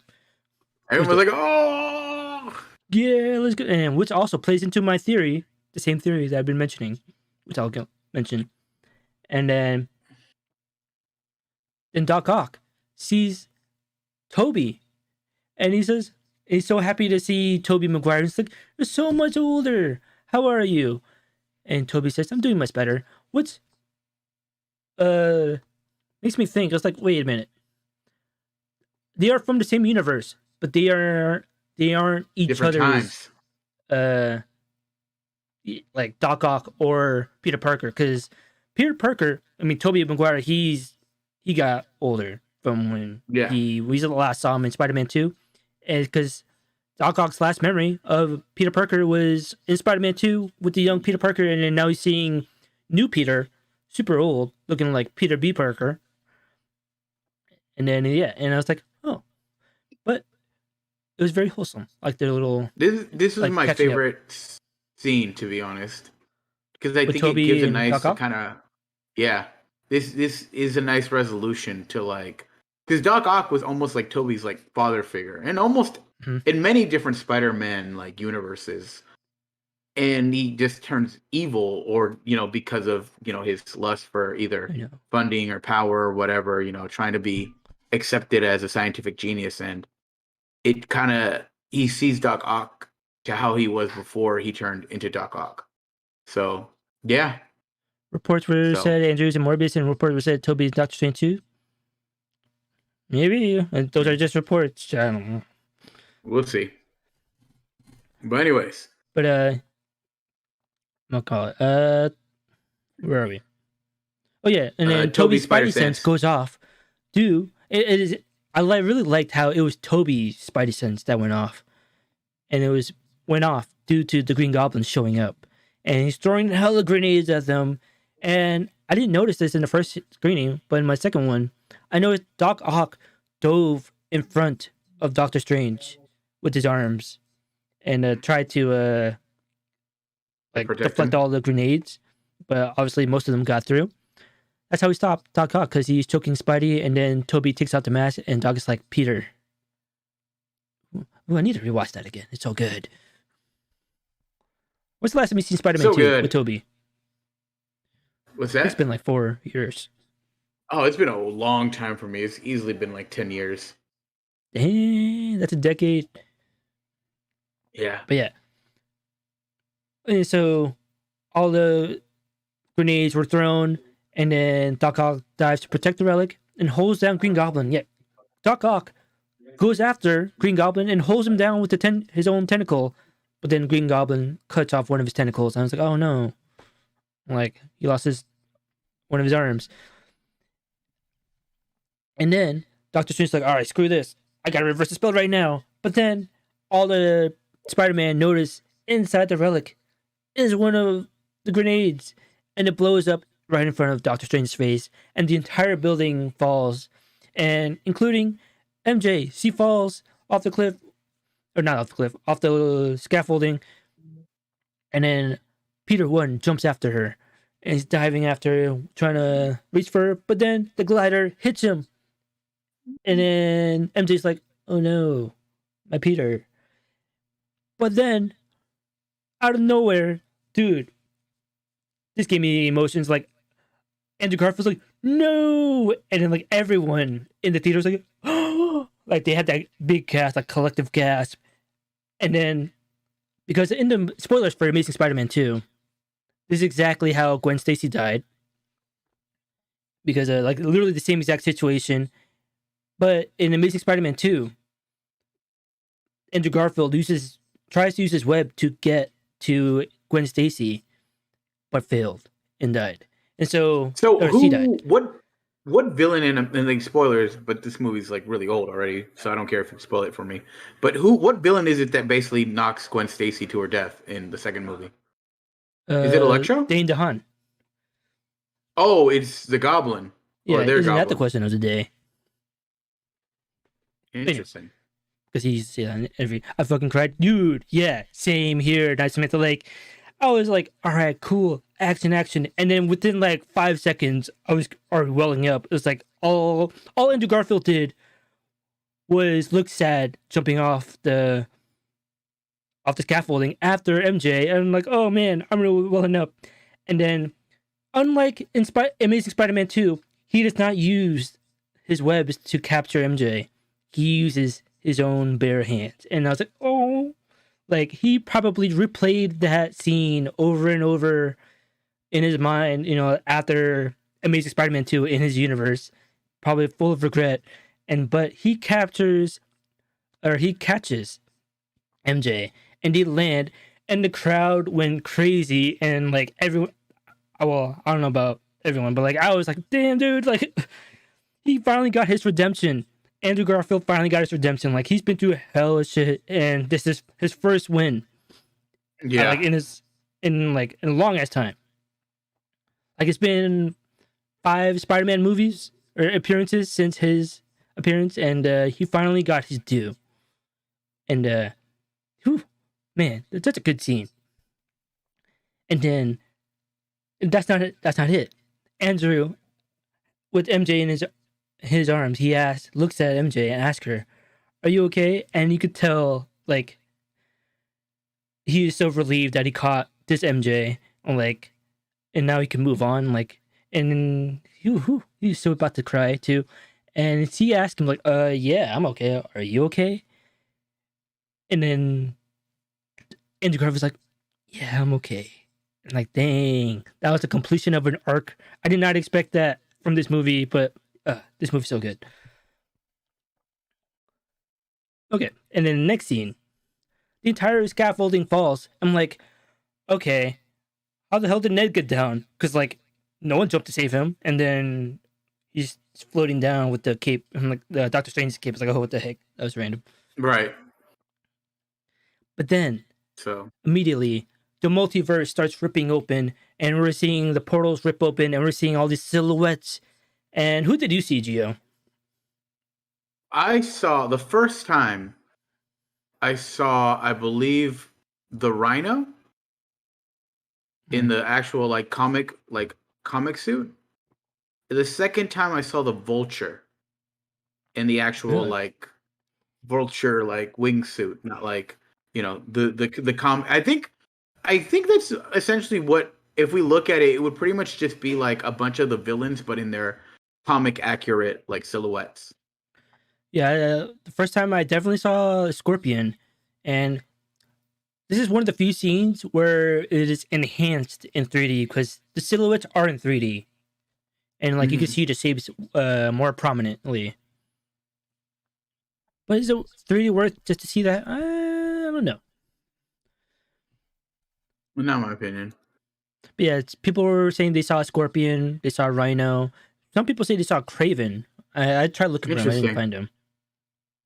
Like that's the scene that would when the movie gets released, we'd have to look at the kind of frame by frame to see who can we spot. Oh, Spider. Yeah. Wait, Spider-Gwen? Gwen, isn't it? Really? That would have been dope. Yeah, like I'm excited for when it. I don't know if you'll go on Disney Plus because of Sony. It has to. But anyways, so then the entire scaffolding falls down, the shield falls down, and that becomes the last battleground between Peter 1, Tom Holland, Spider-Man, versus Norman or Willem Dafoe's Green Goblin. And I didn't realize, damn, this is the best matchup we could have had ever. That we could have right now. But Tom Holland's Peter Parker, it's obvious that he is filled with vengeance and rage. And like Andrew Garfield, he stops pulling his punches. And he is just messing him up with rage. And he's about to kill him as everyone is just watching him like, oh my god, he's beating his ass. And then Tom picks up the Green Goblin's glider and is about to impale the Green Goblin. But Tobey Maguire jumps in front of him, stops the glider, but Tom Holland is still trying to push it through. I was like, dude, you're going to kill Peter too. But then I guess Tom Holland realizes, the error of his ways and lets up. But the moment he lets up, the Green Goblin stabs Tobey Maguire, and everyone has a gasp. And I was like, oh my god. My eyes started welling up. I was like, oh man, of course this is going to happen. Damn it, I don't want to see this. And then he falls to the ground to his death. And Andrew throws another serum immediately, and Tom cures him. And then Tobey, on the ground, dying. He smiles. Like, cool. We cured Norman Osborn. And then Andrew Garfield goes to Tobey Maguire's aid. Like, oh no. Are you okay? And Tobey's like, it's okay. I've been stabbed before. I'm good. And then I'm like, all right. And the multiverse rips open. And Tobey's like, oh my god. Is that happening or am I dying? Which is pretty funny. And Peter Parker tells Doctor Strange, screw it. Do the spell. Make everyone forget me. And then Left's like, oh no. And Doctor Strange's like, you do know that everyone you know and love you, we will have no memory of you. And then when he said we right after that, oh, Doctor Strange loves Peter Parker. But yeah, everyone who knows and love you, we will have no memory of you. And Peter Parker's like, do it. But Doctor Strange is like, all right, you know what? Call me Steve. All right, see you around, Steve. And then so long, kid. Ooh, that was a good dialogue between them. Yeah. And Andrew helps up Toby with his arm slinged around him. And then then Tom goes up to them. I saw Hood, either Spider-Gwen or Melils. I know what that is. Mellis? Yeah, and then we get a group hug between all the Spider-Mans, which was very, very nice and wholesome. And I think the only reason Toby got stabbed was to set up this group hug, because there would be no reason for all of them to be all close together. But now they have Tom propping Toby up, and then Tom going up to hug them. I was like, okay. But then I was like, I don't know why we needed Tom to get stabbed, because right after that, he's standing on his own. He got stabbed not even 5 minutes ago. But yeah, so Tom says goodbye to MJ and Ned, and they make him promise to make them remember him. And MJ says, I love you. And Peter Parker's about to respond the same thing. But MJ's like, no. Say it to me next time you see me. And I'm like, oh. So that makes me think. Well, actually, yes. I'll get it. I'll ask this question after finish this. And then, so Peter Parker goes off, and the spell happens, and everyone forgets who Peter Parker is. Oh no! All the villains in their Peter 2 and Peter 3, they all went back to their universes, which is nice. Oh, nice to see you with the Andrew Garfield did the peace sign, and then Toby did the thing. They paid it off with a joke, though. As Tom leaves, Andrew's like, "You're in incredible pain, aren't you?" Yeah. But yeah. Okay. What's up? I don't know. I thought you were about to say something, but then you just. Yeah. I was just waiting for you to keep going. All right, so yeah, and then Peter Parker has a speech prepared.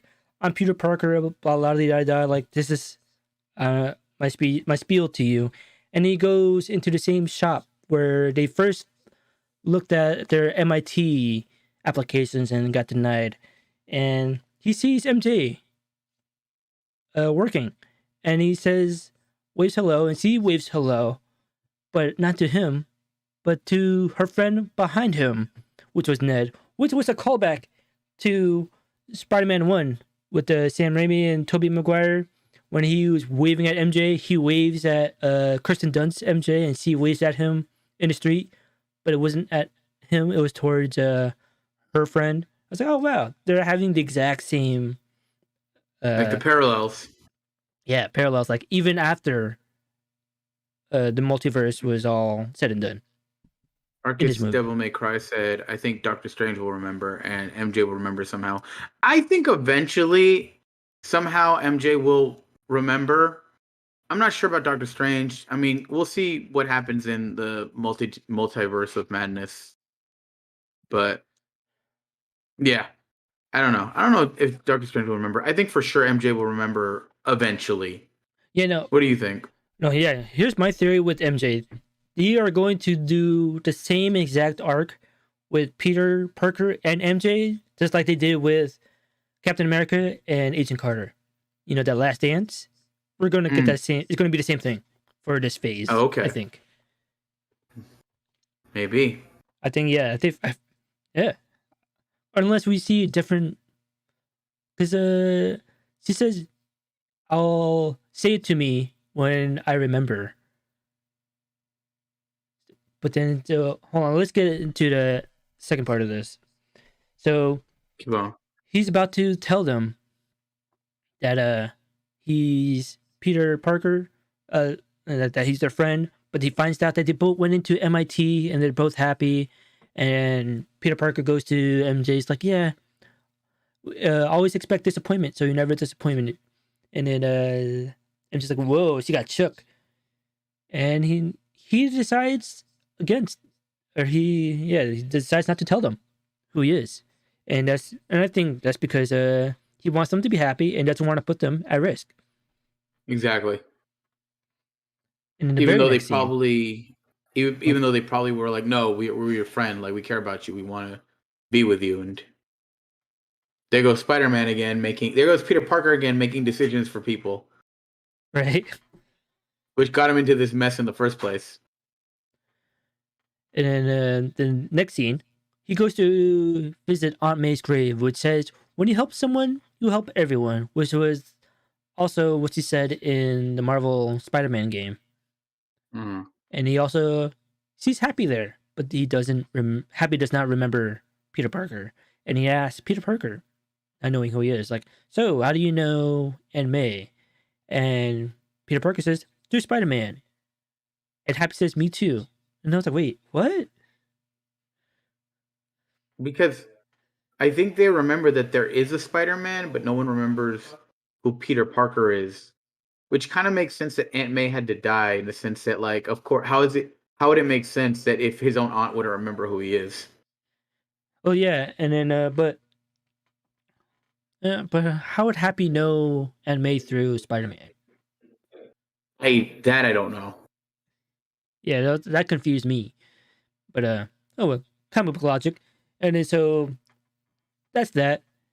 And we go to Peter Parker's new crappy apartment. And this shot was weird. I don't know what this means or if I'm reading too much into it, but there was a close up of Peter Parker sitting down the Emperor Palpatine Lego.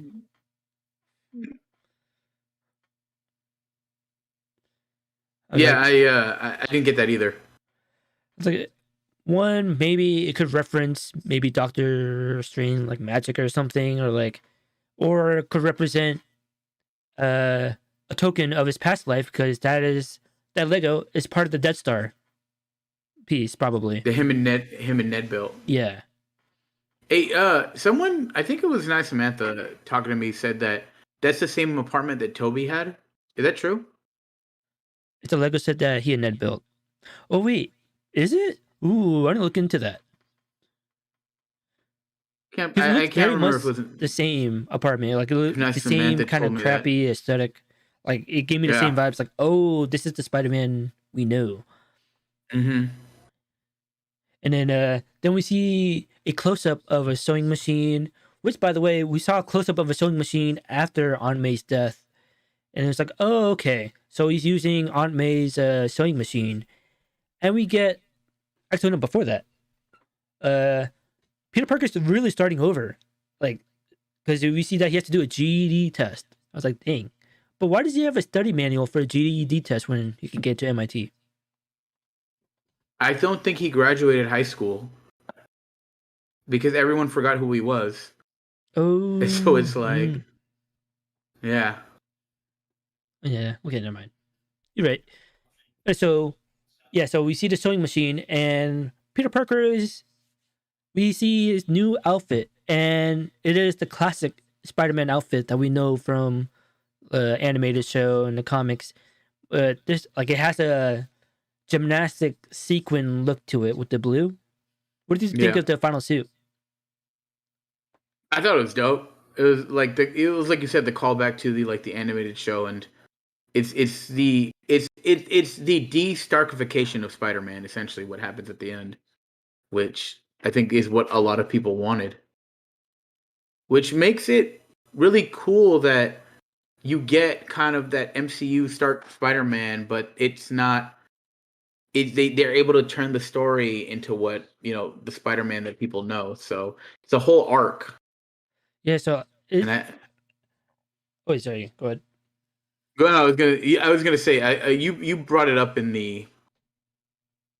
You brought it up later in the. You're gonna bring it up, pretty much. I'm looking at the notes.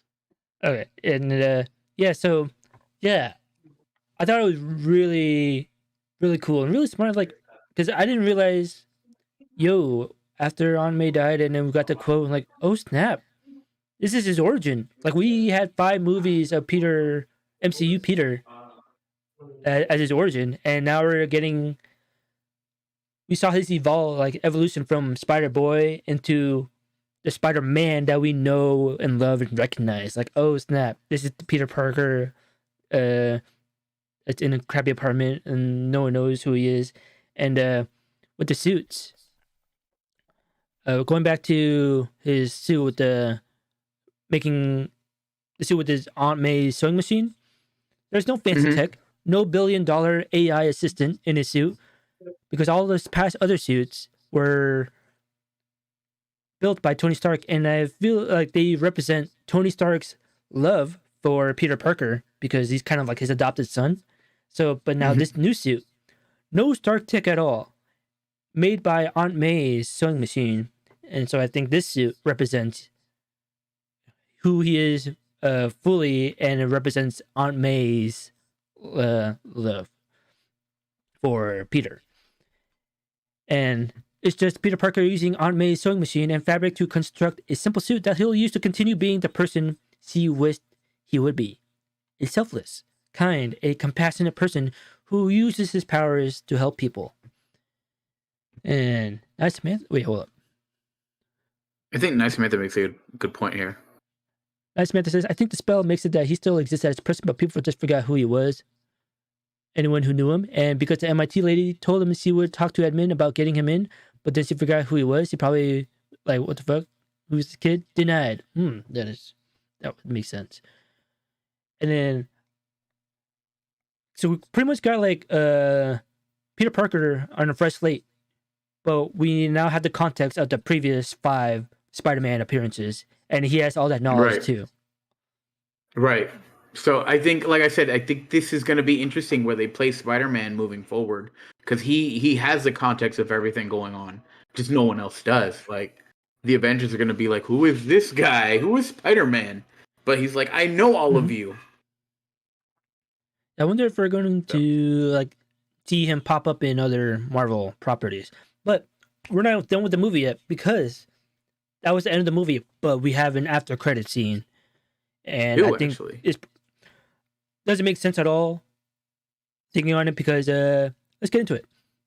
So, after credit scene, after all the animated cool credits, and we get the post credits, we see Tom Hardy sitting at the bar, and the bartender's informing him of the MCU, Hulk, who else? Hulk, Iron Man, and Thanos. Yeah, and then right after that, he gets transported back into his dimension. But why did all the villains show up in this movie? Why did they show up? Because of the spell, right? Well, no, because they knew who Peter Parker was. Oh yeah. Yeah, and I didn't watch either Venom movies, but I saw the credits for Venom 2. The ending of that movie, Venom, or Tom Hardy, gets transported into the MCU already, and he sees a news segment of Jonah Jameson revealing Peter Parker's identity. But he doesn't really know who Peter Parker is. So if he doesn't really know who he is to like be hating on him, to fight him like a villain, why is he even there? But Sony, that's the answer. I know. I think it was just kind of one of those things. Like, we'll just squeeze it in, figure it out, and like marketing. Like, they want you to make you like a logical, just like leap in logic. Just kind of like, just deal with it. It was F you to Sony. Nope, you don't want your Venom yet. But we get to keep the Venom, the symbiote is stayed behind, which is really exciting. Yeah. And so yeah, it was a F you to Sony, because I was like, okay, I'm glad we don't have to. I don't have to watch those Venom movies, because Tom Hardy, great actor, but I can't buy him as Eddie Brock or Woody Harrelson as Carnage. A great actor, but I was like, dude, the casting's all weird, and the way they presented Venom too, I'm not a fan. Like a buddy cop, like a buddy cop, and how Tom Hardy's Eddie is the way he is. So yeah, I was really happy that he went back to his own universe. But as someone in our second screening, it's like, man, he was really disappointed. It's like, man, F this movie. Fuck this movie, yeah. Yeah, But he was also probably a high school kid, so they probably liked Venom more than we did. yeah. And then yeah, so that makes me even more confused about Morbius. How is that? Yeah. How is that even Are connected? you gonna watch Morbius? Probably after I hear reviews and like see Yes. Same. if it's how well connected it is. Because uh, actually, wait, no, that's a straight up Sony project, right? I think so. Because I was like, wait, But but we then why did don't they have Michael Keaton? Or maybe that's what I'm saying. Like we don't really know like what they're doing with that movie. Because I yeah, remember when the but first Morbius trailer dropped and they showed Michael Keaton, we were all like, yo, what? why Peter Parker forget everyone too? Because One More Day comic, Peter Parker forget everyone. What? Well, there was a arc in the comic. He used the Mephisto to have everyone forget who he was after the Civil War Right. arc. But no, but he But I didn't don't know. forget everyone. I don't think he forgot everyone. I think everyone just forgot him. Yeah, because he was trying to. He was about to remind Peter or no MJ and Ned, but then decided against doing that. But yeah, Yeah. so Ah. Anyways, and then after all those credits, we get the Doctor Strange Multiverse of Madness trailer. Like it was just a full on trailer, not even like a teaser. exactly. So what do you think of Which that trailer? yo, that looked hype. That's the next big. Yeah, I That's yeah. the next big Marvel project. When is that coming out? Actually, you know what? I'm gonna look it up right now. Okay, cool. Yeah, because like after seeing that, I was like, all right, I'm not gonna watch any trailers or any marketing for that movie. I'm already sold. I'm gonna watch it. I want Yeah. everything, all those visuals that I saw in that trailer. I'm gonna forget by the time that movie comes out, and so it'll be all fresh. Because I'm not. I'm going to avoid all the trailers and everything. I tried doing that for No Way Home, Uh but huh. then like I watched like one of the last trailers, or not. It's not the final trailer, but it had MJ falling like Gwen. I was like, man, Mm. why'd you show that? All right. So here's the next couple release dates. You ready? Yes. All right. Doctor Strange and Multiverse of Madness coming out May next year. Then we get Thor: Love and Thunder in July, followed by Black Panther: Wakanda Forever in November, and the Marvels in February of 2023 with Guardians of the Galaxy also in 2023, and then Ant-Man in 2023. And that's Ooh. it as far as the kind of laid out ones with release dates Yeah. Of the known release dates. of the known dates. I mean, obviously, like we know Fantastic Four is coming out, Blade, Captain America 4, Shang-Chi, and then, but we don't know dates or anything. Yeah. But yeah, Ooh, I'm hyped. I'm Yeah. hyped too. So okay, we talked about that. Yeah, Green Goblin is the perfect counterpoint to Spider-Man because Peter Parker's ideology, with great power comes with great responsibility, and Green Goblin's ideology is use that power to get whatever you want. And look, I'm glad they brought back Willem Dafoe's Norman Osborn as like the main villain. Yeah, I mean, it kind of makes sense because in the comics, Green Goblin is essentially Spider-Man's like not he's the Joker to his Batman. He's his arch nemesis. He's the Lex to his Superman. He's the biggest threat to Spider-Man always. Well, so for future villains, do you think they'll have Ned come back as the villain? I think so. I 100% believe that Ned will become the Hobgoblin, and here's the reason why. Because one, well, actually two reasons why how they alluded it in the comic in the movie, and then second of all, right now that Ned doesn't know who Peter Parker is, he has like no real attachment to him, no reason to like to care about Spider-Man or Peter Yeah. Parker because he doesn't know who he is. And in fact, I could see that being a major plot point in one of the next three Spider-Man movies of undoing the spell, getting Ned and MJ to remember who he is. I think it's going to happen. Also, the fact that he's going to be the Hobgoblin, because we already kind of have a taste of the Green Goblin, it would be a little redundant to have an MCU Green Goblin when we already had Willem Dafoe. So if they make the Hobgoblin, you can make a similar villain without it feeling cheap or repetitive. I agree, but like maybe with the casting thing, or like I can't see what's his name, John Batalon. Yeah. I can't see him as a villain. Yeah, it's kind of hard to imagine, but I mean, these next Spider-Man movies are going to be years down the line, so True. we'll see. All right, and then with this movie, they had a mental health theme going on throughout the movie, like with Norman Osborn Mm-hmm. having mental problems, and with Peter Parker, because like we said earlier, being Spider-Man is hard, and only a few people understand why it's hard, and the only people who would understand that pain is other Spider-Men. And one way to Mm-hmm. heal and understand that pain is to talk to others who have been through that exact same pain.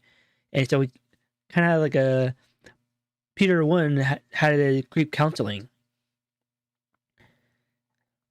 Yeah, I thought put that that was back kind of up there. I I thought that was kind of a nice thing of like, yeah, essentially the only person who could really understand like Tom was Andrew and Toby, and they were the only ones who could really talk him down because they are him and they've been through what he's been through. Mm-hmm. All right, and so now for future movies, it wasn't confirmed if Tom Holland would remain as the MCU Spider-Man, but in a recent interview, like I mentioned earlier, Amy Pascal and Kevin Feige says Sony is getting ready to make the next Spider-Man movie with Tom Holland and Marvel. And in the same interview, Amy Pascal said, "This is not the last movie that we are going to make with Marvel, and this is not the last Spider-Man movie. We are getting ready to make the next Spider-Man movie with Tom Holland and Marvel. It just isn't part of. We're thinking of this as 3 films, and now we're going to go on to the next 3. This is not our last. This is not the last of our MCU movies." So, what do you think about that? Oh, I'm hyped. I mean, now especially the fact where we have Peter Parker where he is now, it kind of opens the because I guess before with after Homecoming we kind of see, all right, we now understand how Peter Parker fits in this world and his relationship to the Avengers and his relationship to Stark and how that's going to kind of play out. But at the end of this movie, now it's like limitless. It could be anything. So I'm hyped. The great unknown, man. Like we are ready. We could. I have some thoughts on who I want to be. Actually, you want to do that? Like, how do you want to talk about that now? Who do we want? Like the Yeah, future Spider-Man villains are, Craven. or you want to save that? No, we can do it right now. Craven the Hunter. Craven the Hunter for sure. Like, because they already said that if this wasn't the multiverse thing that worked, that Craven the Hunter was the movie they were gonna make. So I want Craven the Hunter, and I want Black Cat. That's all I want. I want Black Yeah, I Cat. think if they were to do Black Cat, they would have to do it in the next movie because if they're going to bring back Zendaya's MJ, Yeah. they should probably get Black Cat out of the way. I feel like. Now I was talking to Zombie Bait about this, and he was saying like he's like, yeah, they could kind of do it, but at the same time, like Black Cat is not a PG-13. Like everything about her is just sexuality, and she's always like doing sexual innuendos with Peter Parker. And so Peter Parker right now in canon is like what, 18, 19? So it's like if they're gonna do Black Cat, it's got to be when he's older. It would be kind of, you know, I don't know how they could do You it, know, but Black Cat is one of my favorite Spider-Man characters, and I want her. In fact, people always compare Black Cat to Catwoman. I actually like Black Cat better than Catwoman. why? Just overall the design of the character and just more of because Catwoman has basically become a superhero by now, and I like Black Cat has more of that moral ambiguity in her like characterization than Catwoman. Yeah, for me, I would like Craven. Who else? I'm blinking out right now. Well, Venom, Carnage. I don't want the Tom Hardy or Woody Harrelson iterations of those. And yeah, Black Cat. Yeah, Black Cat's a good one. You think they'll ever do the Jackal? No, I don't think so. But we forgot one of the main villains, someone who could work with another superhero to defeat him, Kingpin. Kingpin, yes, true. Because They we could do saw Matt Kingpin. Murdock being Peter One. Or actually, no, he doesn't remember him anymore. But he's in that No, universe. We yeah, know that he's in the MCU. And interesting. Okay, yeah. yeah, so in my notes, Amy Pascal, Sony producer, and Marvel producer Kevin Feige were asked about the next standalone, and they confirmed they would be working on 3 films together. And Amy says, "We're producers, so we always believe everything will work out. I love working with Kevin. We have a great partnership, along with Tom Rothman, who runs Sony and has been instrumental. A great leader with great ideas. I hope it lasts forever." And Kevin Feige said they are actively beginning to develop Spider-Man 4, but nothing is confirmed yet. And he also shared that he revealed that they're working on the next Spider-Man movie because he doesn't want to have another situation that happened with Spider-Man Far From Home, wherein Sony and Disney Marvel almost didn't make another Spider-Man film together, and Tom Holland was cried to Bob Iger to make it happen. And Kevin also said, Amy and I and Disney and Sony are talking about, yes, we're developing the next movie, which I can only say outright because I don't want fans to go through any separation trauma like what happened previously. And at the end of the movie we just made, you see Spider-Man make a momentous decision, one that you've never seen him make before. It's a sacrifice, and that gives us a lot to work with for the next film. And Amy Pascal even discussed her thoughts on being able to top No Way Home. Did you see the box office? Oh, not that we super keep up on it, but it's on track to be one of the top grossing movies of all time. I think top 10. Oh, really? Oh, And that's I crazy, mean, I can see especially why. post COVID. Exactly. Telling you, man, Spider-Man could hold the whole Marvel Cinematic Universe himself. Like Mm-hmm. that's why he's the guy. The only thing I could see maybe even coming close to Spider-Man would be an X-Men. Maybe. Well, that'd be cool. That'd be really hype. What'd be the most hype combination? Like, not talking Spider-Man, just MCU. What would generate this much hype? Like what we did For me this weekend. personally, for me But in personally, general, or for like just MC in general, MCU. probably X-Men. X-Men would I think would generate the most hype. Wolverine, like if you get like classic yellow outfit Wolverine, that would be people going crazy for it. Like people would be like, "Oh my god!" Yeah, That's what I think. I think the biggest one would be X-Men working with Fantastic Four Yeah, or and X-Men versus Avengers. Because ooh that's yeah they obviously have to go there, right? X-Men versus Avengers. That's the only thing that I could see. Maybe not for this next series of Avengers movies, but in like it has to culminate somewhere. yeah. And now the mutants have been introduced in the MCU with Toby. Yeah. But yeah, all right. And let's see. I had other notes too.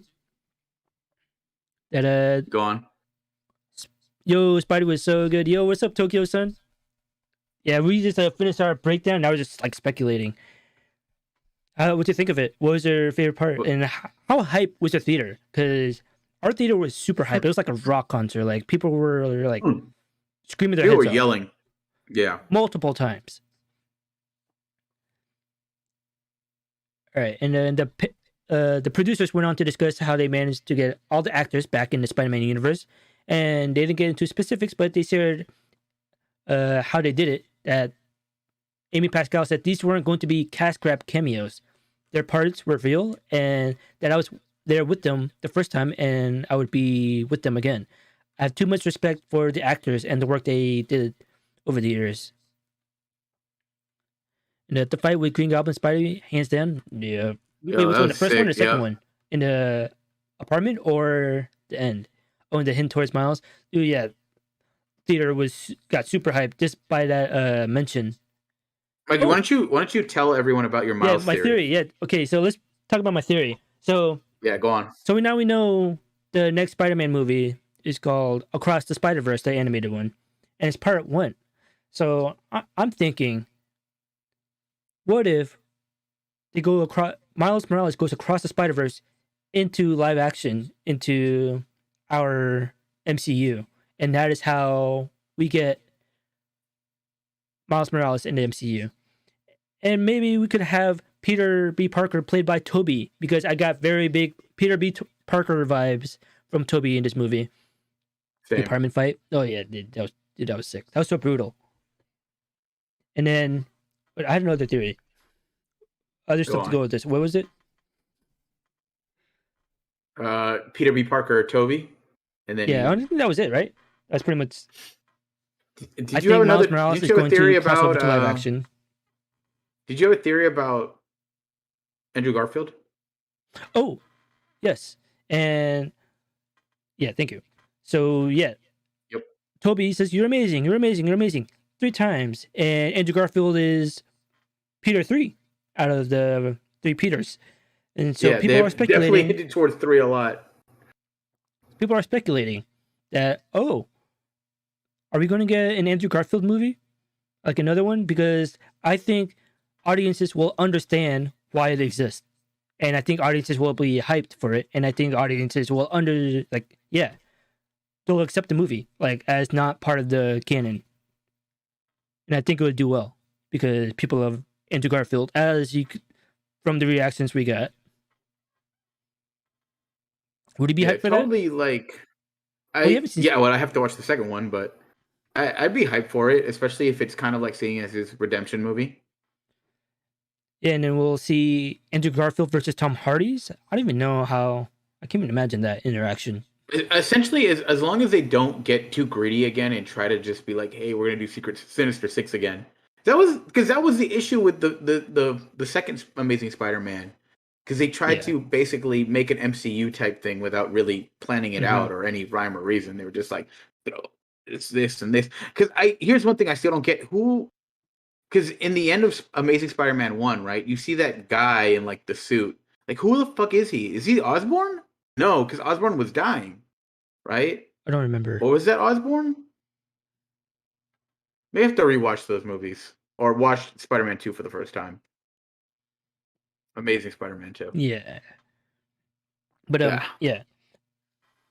No, says Devil May Cry. To what? Don't know me? But yeah, people are saying they're also hoping for an appearance by Kirsten Dunst, MJ, and Emma Stone's Gwen Stacy. But I think their absence is fine with me because it would have been too crowded with a lot of Yeah. love interest. I mean, we already have one with MJ and Peter, and I feel like we're taken away from that. Yeah, and also I feel like you said, there's already too many characters in the movie. Even like we talked about this, I think Sandman and the Lizard definitely got the short end of the stick. Like, yeah, I thought they did too, but they gave the lizard a bunch of lines. Like looking back on it, True, but not no real like development to his character at all. Like not well, well, definitely yeah, not as much as the main three: Goblin, not Lizard, Goblin, Doc Ock, and Electro. But then those are pretty much the three biggest like named actors in there. So of course they're going to give them the screen then time. what's it, the actor for Sandman? And yeah, like he acted the same exact way in Spider-Man 3, and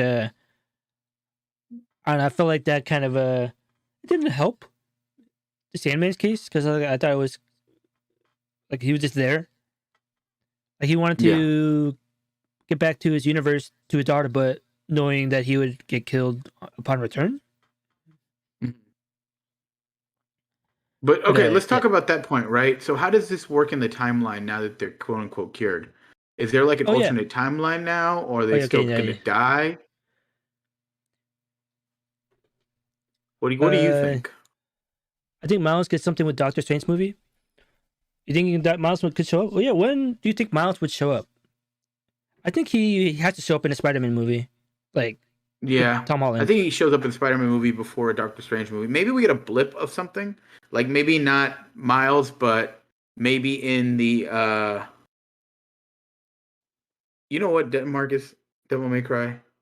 I don't appreciate your oaths. Anyways, um, I don't think he'll show up in a Doctor Strange movie. Maybe we'll see the suit, but I don't think we'll see like Miles or confirmation. I think Hmm. he has to show up in a Spider-Man movie, like the proper introduction. But we'll Yeah, it'd be see. cool if they did it just like how they did it in the Marvel Spider-Man game. Maybe. Like, that would be cool if they just like reenacted that introduction into live action. But Yeah, yeah, I mean, and I do also like your theory of basically it's Miles from Spider Verse, like going across the Spider Verse and ending up in live action. yeah, because that way we same with Tom Holland, we're getting the context of his 5 movies and his origin, and then with the context of all the Spider-Verse movies, it'll be that Miles Morales that we know from the big screen, and it'll still be him, but in live action. I think that's the Yeah, way and to do it. we don't have to redo like any type of reintroduction to Miles and his Hmm. character and who he is because we already know who he is. Yeah, it'll be established by the time he gets into live action. That is my theory. Yeah, And then so yeah, let's go back to what you were saying about the villains, how they become redeemed. What happens to them when they come back? Like, if Osborn is now reformed and survives, he'll have the knowledge of what Otto Octavius is going to do 2 years from his point in time, but it won't be the same Otto Octavius from No Way Home or the same Peter Parker that was in No Way Home. It'll be different because iterations of them. the timelines changed. Mm-hmm. So now that we think about that, like how will that work in a Amazing Spider-Man 3 But we don't know then? if it works exactly like that though. Oh my god, then now we're just kind of just like Yeah, we're just straight up speculating. And does Doc yeah. Ock returning to his timeline where Osborn is still dead? Or will it be like the X-Men Days of Future Past thing where they just both end up in the same exact timeline? Did you see Days of Future Past? Yeah. I'm pretty sure I saw it with you. I don't remember. But Meh, yeah. whatever. So when they go back, so are they basically in completely altered timelines? And because of that, does that make them being in danger of being pruned by the TVA? Maybe because are there? What's the difference between? Well, wouldn't they just be variants? They're variants, right? Like Toby and Andrew are technically variants, Oh, right? dude, yeah. Yeah, you're right. Oh fuck, dude, my head now hurts. But what if Kang, the Conqueror, is letting the timelines branch?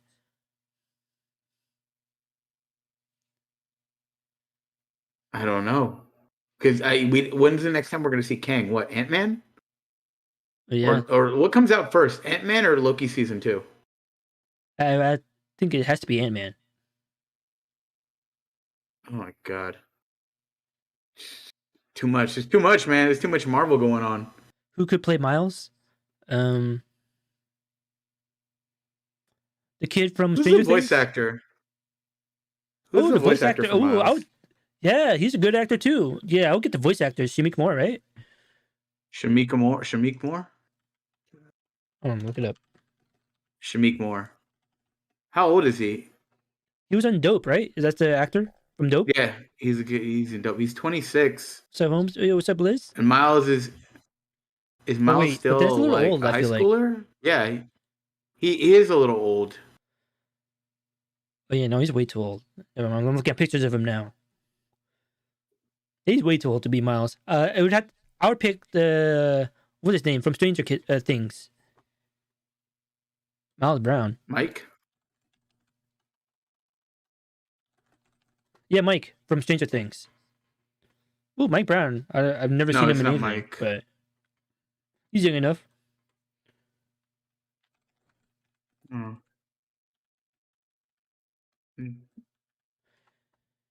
And Tom would have to be older. I see Miles being shown after the final Spider-Man. Yeah, okay, Caleb McLaughlin from Stranger Things. That is my pick for Miles Morales. Yeah, He's young enough, he's only and he'll grow 22. into the He's young role like enough. Tom Holland. Wait, how old is he right now? Listen, 20 Born years old. 2001. Oh, he's 20 years old.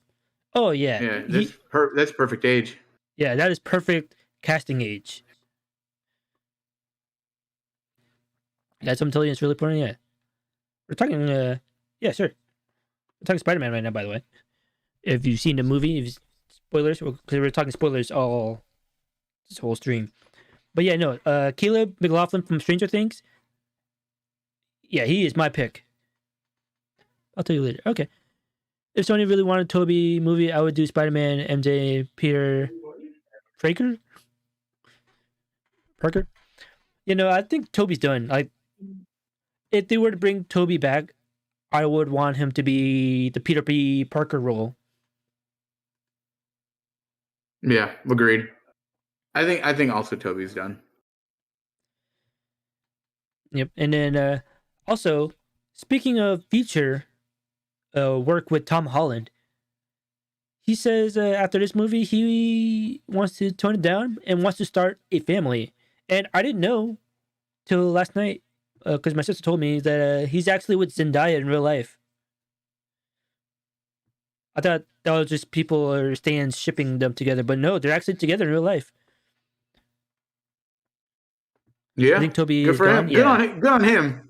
Good on him. yeah. And so him saying that he wants to start a family, and if he gets preggers, or he, if Zendaya gets preggers, I don't think they'll have a pregnant MJ without her knowing who Peter is. So if they do start a family soon, then that would probably remove Zendaya from the next movie, or maybe two, even, and have her come back in the Shoot, third. yeah. But I don't know.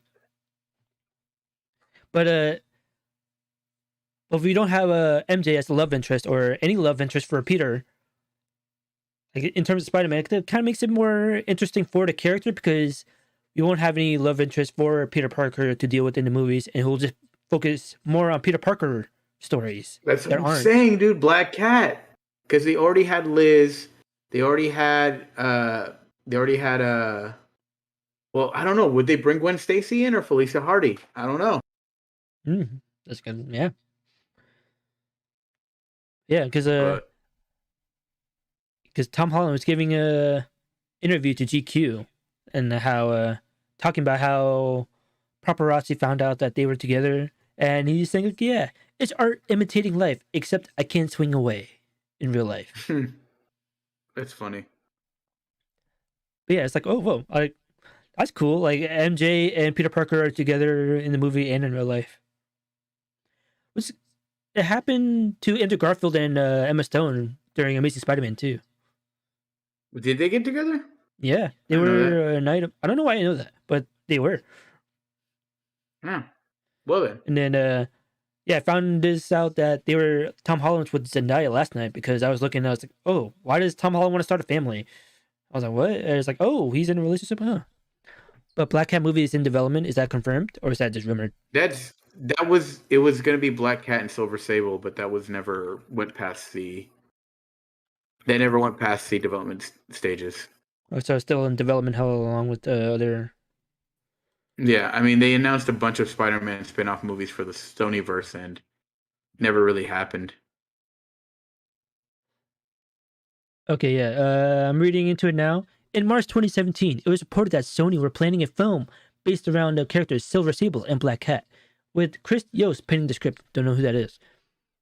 That's the And guy who did the Cowboy Bebop script. for Netflix Yeah. or the oh okay. And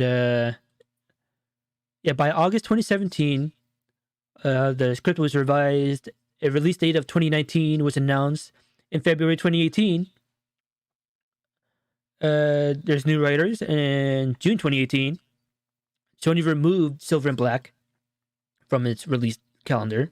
But in August, the film was announced to be split into two separate movies, focusing on individual characters, with Gina remaining a producer on both. Oh, okay. And then the latest news, April 2020 of last year, is the Hollywood Reporter was told that Sony and Disney have discussed reworking the Silver Sable and Black Cat project into a Disney Plus series. What? Interesting. But So now, okay. So just rumors, but it's reported that they're talking about it. Interesting. So how do you picture a Black Cat Disney Plus series going? It's hard to tell because, like I said, like Black Cat is a very R-rated character. Well, I want to say R. Yeah. We'll see. I mean, a family friendly Black Cat seems like a very too tame Black Cat, in my opinion. Yeah, it actually sounds kind of lame. Yeah. Can't get what I want. Monkey's paw. Wait, so what would be your ideal Spider-Man movie with the villains and like cast? I think it would be a Craven movie with Black Cat as a supporting, I guess, not hero, not What? villain, like anti. Sorry, I was thinking. I was saying like a Craven movie as the main villain, but with Black Cat as kind of like the supporting, not hero, not villain, just kind of anti-hero, I would say. Mm.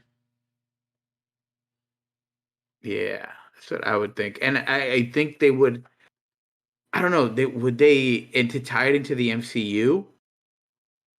I mean, it think would what have would to be if it's on cool. Disney Plus. I If it think, goes well, on, if we're talking about a movie like Spider-Man 4, I think that it would be cool if you find out that the guy who contracted Craven to get Spider-Man was Doctor Doom. Ooh, that would be cool. Because I think Doctor Doom has high potential to be the next Thanos, the next big bad, which would be sick. MCU Green Goblin for the last two Spider-Man movie. I don't think Willem Dafoe's coming back.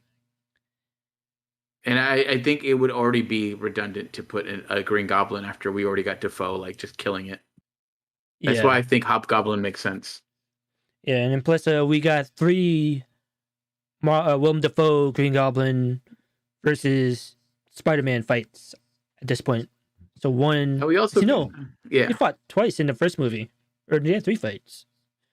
So we one had in Times like Square, basically one in that burning apartment, and then the final battle. So we got basically Willem Dafoe as Green Goblin.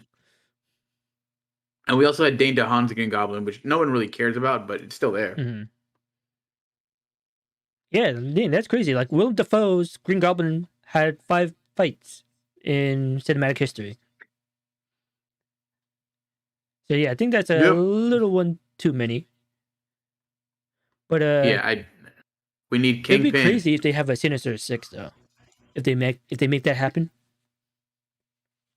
What if Kingpin is the one that creates or contracts the Sinister Six? We need Kingpin. Ooh, that would make sense too. Yeah, like basically like Spider-Man, because like if you think about it, Spider-Man now is going back to being friendly neighborhood Spider-Man, and he's the one that's kind of busting up Kingpin's operation. Kingpin's the one who puts together a team. That makes sense. I mean, in my head, I mean, obviously. Then we'd have to involve Kate Bishop and maybe Elena. How did they play? Yeah, anyway, that's totally unrelated, but yeah. What do you think? But yeah. You don't think anything? Dude, how long have we been going? Like 3 hours? Oh, are you trying to end it? Okay. No, I'm just wondering. Almost 3 hours.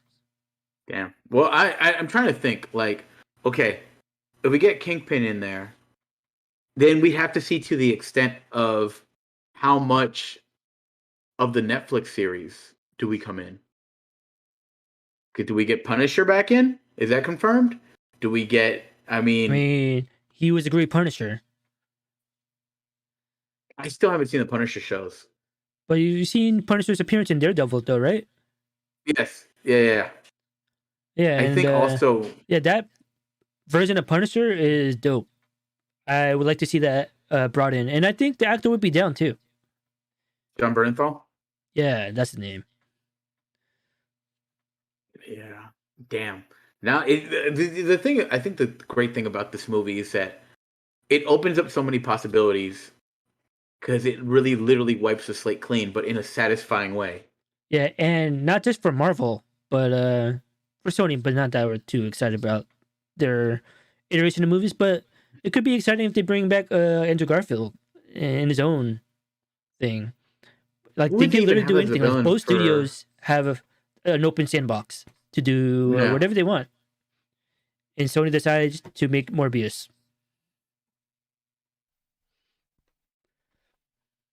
I didn't even care for Morbius in the animated series or in the Same. comic book. Like I was just like, oh, okay. Yo, are they gonna bring Madam Web in? That's that. Oh, yo, that'd be sick. So, do you think they're going to continue the Spider Verse along with Venom and Morbius, and then keep that cinematic universe going? Honestly, I think it just really depends on how the movies do. Because I think the only reason why like Venom is still a thing is because that movie was successful. Yeah, and Morbius and Blade. I don't know if they'll interact, but it would make sense It would, for them to interact. But Morbius is a straight dude. up Sony project. If they bring in Madam Web, that's another mutant.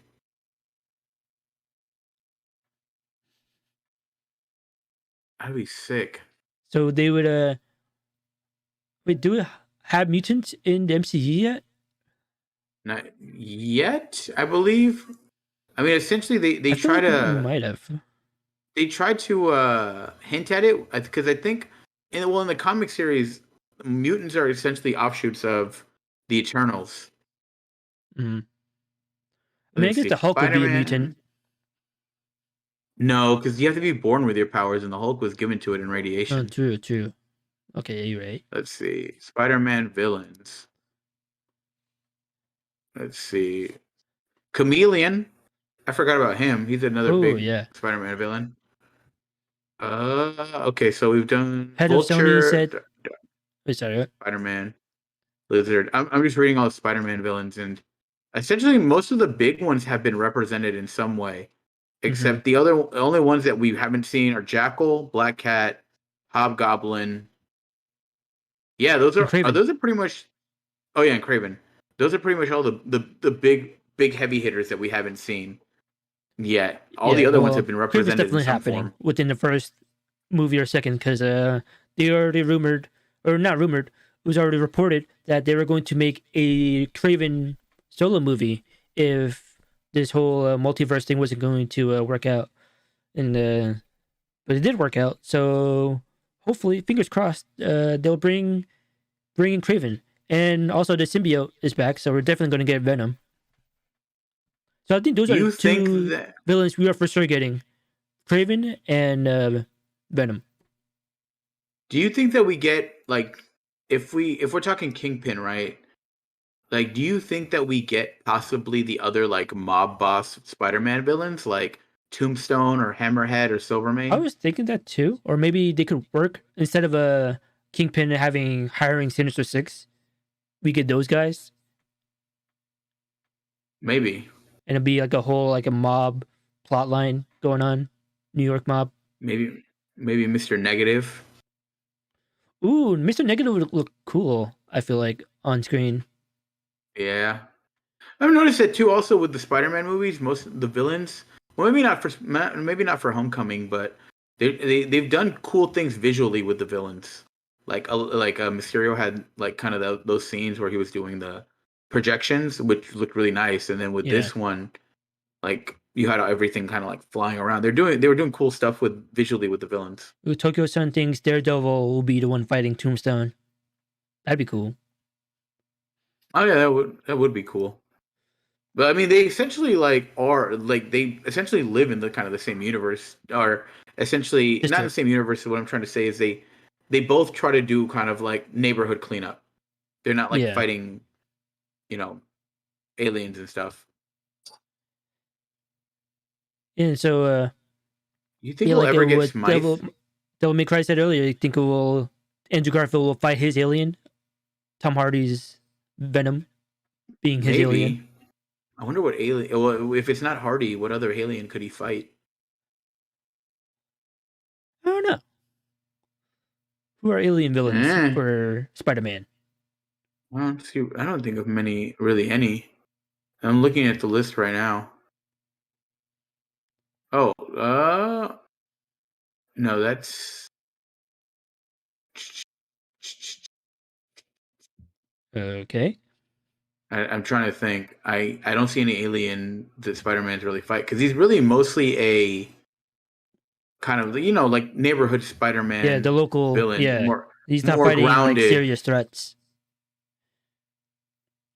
or like they are serious, but like not like world adventure level serious. Exactly. And I think this movie would have been an adventure level threat. But where's the Avengers right now? I mean, are they even a thing? Did the band break up? No, they're not. Yeah, the band broke up. Yeah, because Cap is old. Tony died. Natasha's not there.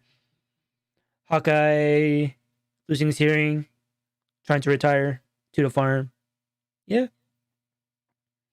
You know what I would love for them to do to adapt somehow? And you still haven't read the comic book, but the Spectacular or the Superior Foes of Spider-Man. Mm-hmm. I love that book. Like, it's really good. And it has like the Beetle, Boomerang, Shocker, Speedwack? No, what's his name? Speed Force? I like Shocker more than Electro as Spider-Man's villain, but we're not going to see Shocker now that we had Electro. Well, we have Shocker. We had Shocker in Homecoming, or some version of him. Oh, yeah, we did. I did not like that. And like they always portray Shocker as kind of like a coward. Yeah. Yeah. So it's like he's never really the main villain. I would like to see Rhino too, like a better version of Paul Giamatti's Rhino. Oh, you even see Amazing Spider-Man 2? It was so bad. Was it really? Like, yeah. It's Paul Giamatti being his most Paul Giamatti-ness, but as Rhino. Scorpion.